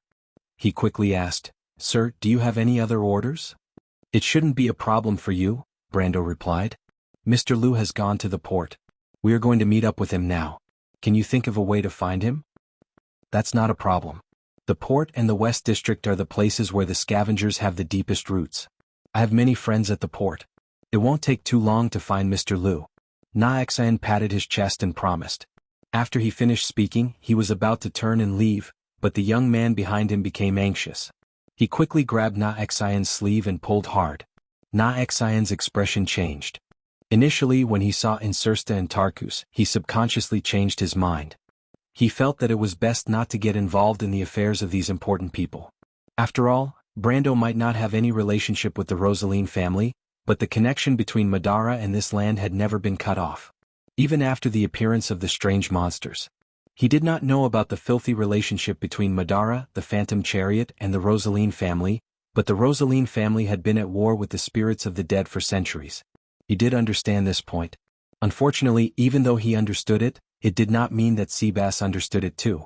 When the young man saw that his uncle had gone back on his words, he suddenly became anxious. After he realized that he could not drag the latter away, he simply gritted his teeth and rushed to Brando. He said loudly, "Mr. Brando, I have something to talk to you about." Naxan almost exploded in anger because of his nominal nephew. He had long known that this little bastard's promise was not reliable, but he did not expect him to be so bold. He almost trembled as he thought about how to make up for his mistake. At this time, Brando was actually slightly stunned. He had long noticed the dark-skinned young man behind Naxan, but at first he did not take it seriously. He only thought that the young man was Naxan's subordinate. He did not expect such a thing to happen all of a sudden. He did not know that Delphian was currently visiting Lord Rosaline's castle, and he was unfamiliar with this place. He really could not think of any relationship between him and the young man. He was about to open his mouth to ask, but at this time he raised his eyebrows slightly. He felt a group of uninvited guests coming from the opposite side of the street. Almost instantly, he judged from the slight vibrations on the street that it was Lord Rosaline's guards who were being mobilized. As for the other party's purpose, there was no need to think. It was obviously to take revenge for the battle that happened in Storm Shadow earlier. Brando glanced at the young man and stretched out his hand to pull him to the side. Just as he did this, Insursta and Tarkus behind him also unsheathed their long swords. "This may be a good opportunity to escape. I may not have the chance to watch the two of you later," Brando said without turning his head. On the contrary, Insursta seemed a little excited. "Escape for what? Stay here and continue to be a spy master? I have no interest in that. Besides, I am a man of my word. I will fight side by side with you, Mr. Brando." Tarkus did not say a word, but it was obvious that Insursta's decision represented his decision. "Even though I know what he's planning, but hearing the future Dark Lord of Madara boasting about himself, I can't help but feel goosebumps all over my body." Chapter 12:27. When Adney and the others returned to the Storm Shadow Inn, they had already heard about the farce that happened in the afternoon. Everyone who witnessed the battle between the knight and Rosaline's guards in the inn, and according to the knight's wishful thinking, it was actually a one-sided crushing of the Rosaline's guards. All the onlookers who witnessed the scene in the square expressed their delight. However, Adney still insisted that Brando had gotten himself into big trouble. She claimed that it was fortunate that she had led everyone away quickly in the afternoon. Otherwise, they might have been dragged into the center of the maelstrom. The knight laughed, and no one pointed out the fact that the one who had led everyone away in the afternoon was actually Quill. But after the golden elf with the longbow on his back inspected the entire ruined inn, he came back to ask Adney if she wanted to continue looking for Brando and the rest. But the vice-captain of the Ra's Wings Knight was troubled. Are you sure that the sword in his hand is really the Solar Sacred Sword?" Adney's face showed a troubled expression. After pondering for a long time, she asked hesitantly. But the hesitation in her emerald green eyes was not because she was not sure if the sword in Brando's hand was real or not, but because she simply wanted to ask the others. To be precise, she wanted to ask Quill, who was frowning. She could not make up her mind. What should she do next? Quill looked at her and replied, "At that time, my sacred beetle insignia was slightly hot." "Captain's sacred beetle insignia can't be a fake, right?" "How could that be?" Adney chuckled. She took out a necklace from her bosom. The pendant of the necklace was a golden scarab, and the carvings of the scarab were painted with turquoise. It was very lifelike. This was personally given to me by the elder of the Holy Cathedral. Quill wondered how Adney became the vice-captain of the Wings Knight. Perhaps it was because Adney was especially good at accounting that she was appointed as the captain of the expedition team for the same reason. Due to the annual drought in Lübeck, many areas around the desert had almost lost their crops this year. The Holy Cathedral could no longer afford to support such an elite expedition team. With that thought, Quill calmed down a little. If not for Adney's careful planning along the way, they would have suffered quite a bit even if they managed to reach Rosaline. It was still unknown if the team would have been able to maintain itself. All of this was caused by this disaster. In the central areas of the world such as Nine Phoenix and Vaunt, the effects of the mana tide had not yet begun to appear, but in the desert kingdoms and the peripheral areas, people had been struggling on the line of life and death for a long time. In order to survive, they had no choice but to search for this slim chance of survival and find a way to end this disaster. Quill sighed and replied, "We have been in Rosaline for a long time. Until now we have been trying our luck. Now that we have a clue under the guidance of the omniscient eye, how can we give up so easily? Do we really have to return to Lübeck, tell everyone that the plan has failed, and then let the Holy Cathedral lead the people to migrate to the north?" Hearing this, the knight silently showed a serious expression and did not speak. "How can that be?" Adney frowned, which was rare for her, and flatly rejected, "We cannot fail or else." She clenched her fists. Lübeck was a kingdom built on oases of various sizes in the desert.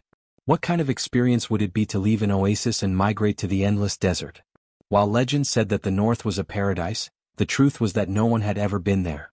Most of the time, migration meant death. Countless people would die on the way. That was not a set of data recorded on papyrus but a living person.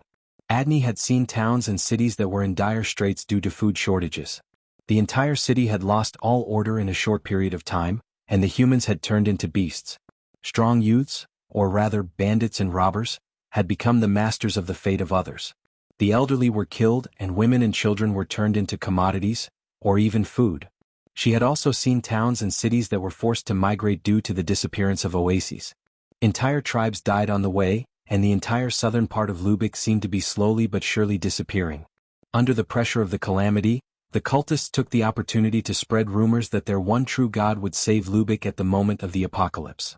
The people were bewitched by the cultists and caused chaos everywhere, making the already unstable kingdom even more difficult to move forward. When Adney had become a knight, she had sworn that she would not allow such a tragedy to happen again under her own sword. Thus, she had managed to convince the elders of the Holy Cathedral to send out this expedition team with great difficulty. Few people knew that for this reason she had not hesitated to sell the treasured sword that had been passed down in her family for generations to gather all the funds for this expedition team. Failure was not an option. At that thought, her expression softened. "I'm sorry, Quill. I know how you see me. Compared to Commander Taha, I'm more like a butler. As your captain, I may be a little incompetent. So, Quill, if you have any ideas, please let us know. I'll give you full authority." "Captain? Captain, you don't have to say that." The knight was shocked and hurriedly said so. Quill looked at her silently and nodded. "Captain, our goal is to find the Emerald Heart and let it become one with the sacred sword.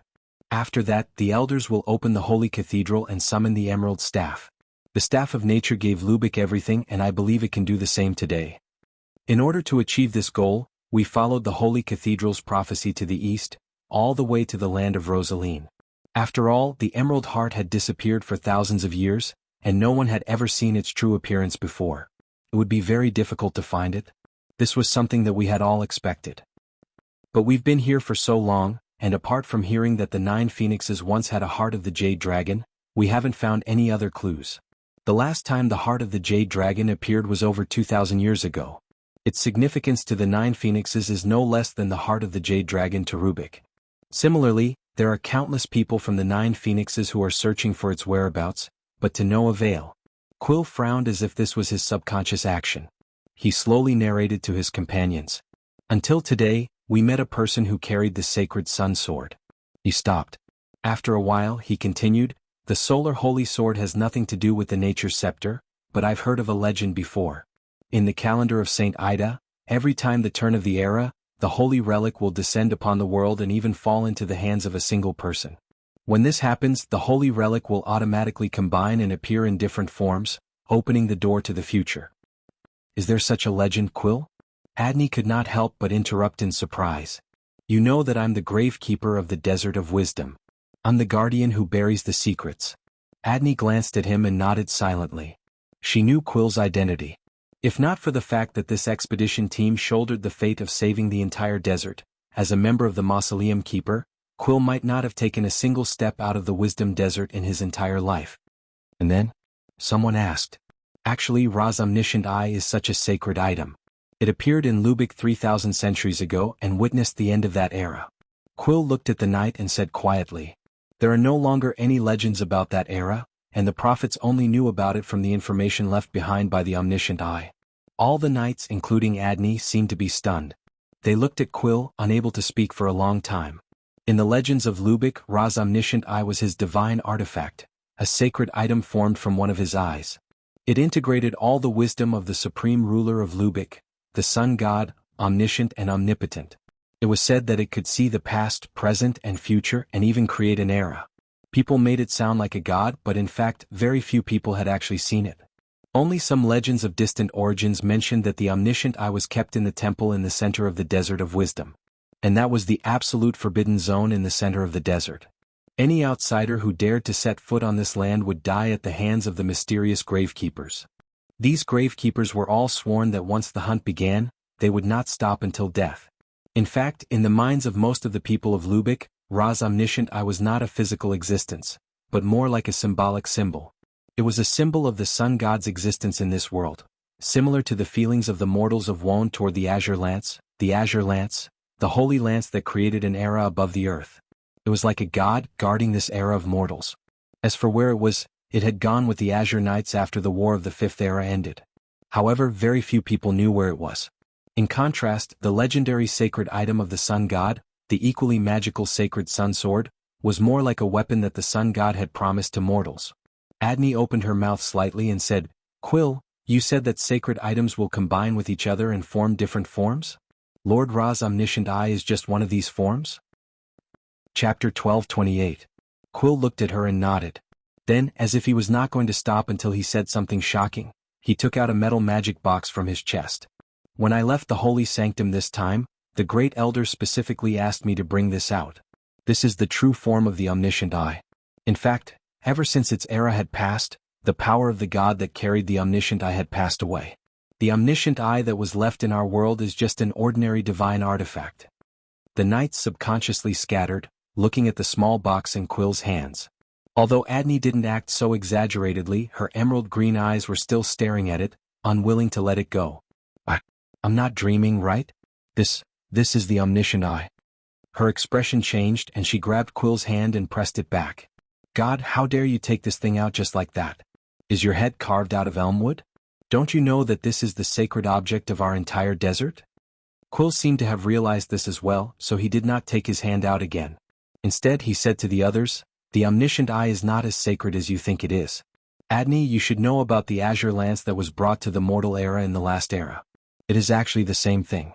Today that holy lance is just a pure divine artifact. Even the azure lance is the same.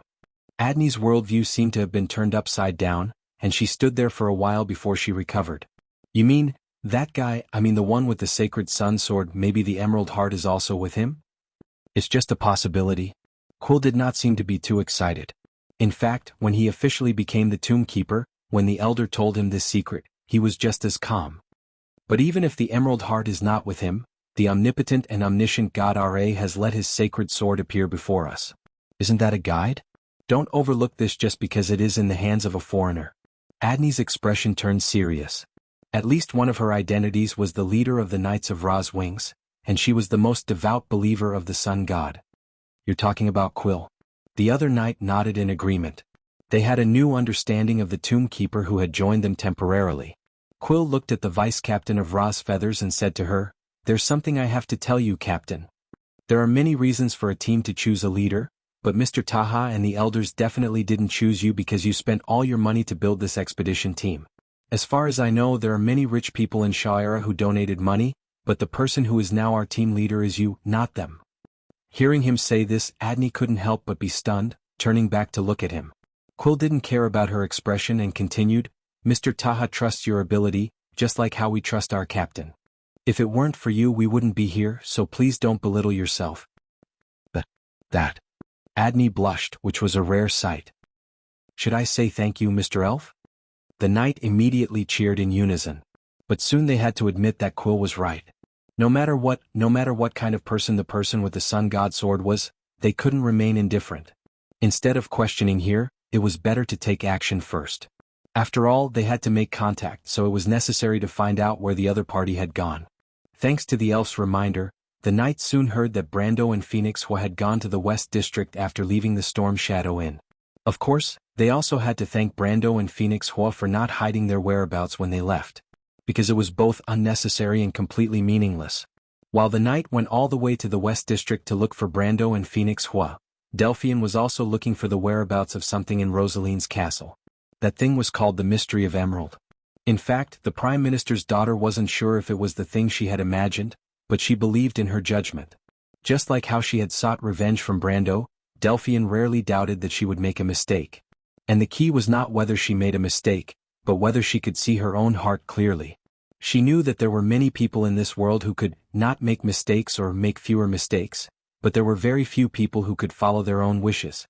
At least, neither her grandfather nor her father could do it. That was why the Nidwin family had lost its former glory under the suppression of Her Majesty the Queen. Delphian was born in an idealized era. In the era she was born, the Cruz Empire had just finished its last few years of decline. The history of her growth was the trajectory of the fall of the empire from its most glorious moment. So she never believed in idealized things. Being too immersed in the glory of the past would cause people to neglect what was right in front of them, what they needed the most. That was why those colossal empires would react so slowly. Even if they knew that there was an abyss in front of them, they would still step into it with firm steps. With this thought in mind, the Prime Minister's daughter pursed her lips and opened the books on the bookshelf one by one. She didn't know magic, nor was she a natural thief with nimble hands and feet. So she could only rely on her own brain. She had already prepared 2 silk threads to pass through the pages and connect the books from top to bottom. She moved the books carefully, trying not to stir up the thick dust on the bookshelves. Every time she finished one of the processes, she would take out a dead mouse that she had already prepared from the pouch and cover its footprints on the book, pretending that these tiny rodents had passed by. She made a mask with a veil she had gotten from her room. First, she breathed in the fine dust, and second, she didn't choke on the smoke. But even so, the dust quickly entered her respiratory tract. Holding back the urge to cough, Delphine finished checking the last 2 books in the row on the bookshelf.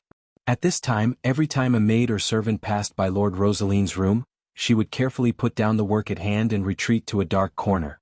She had deliberately adjusted the position of the candles in the room to make this direction a blind spot. Although the servants were forbidden to enter this study without permission, she didn't let her guard down. After the footsteps of the servants passed by the door briskly, Delphian allowed herself to cough a few times. She knew what she was doing. Just like she knew the consequences if she was discovered.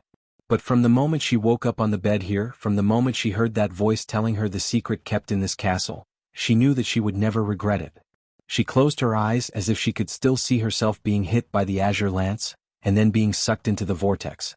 After that, the long experience seemed to have happened in an instant.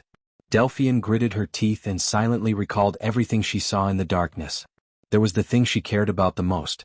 It was also the thing she despised the most. It was her family, but it was also her everything. If I'm going to be destroyed, let me be destroyed before the Nydevan family, she said to herself a little hoarsely. I don't care about what grandfather and father care about. If I want to achieve this, I can sacrifice everything.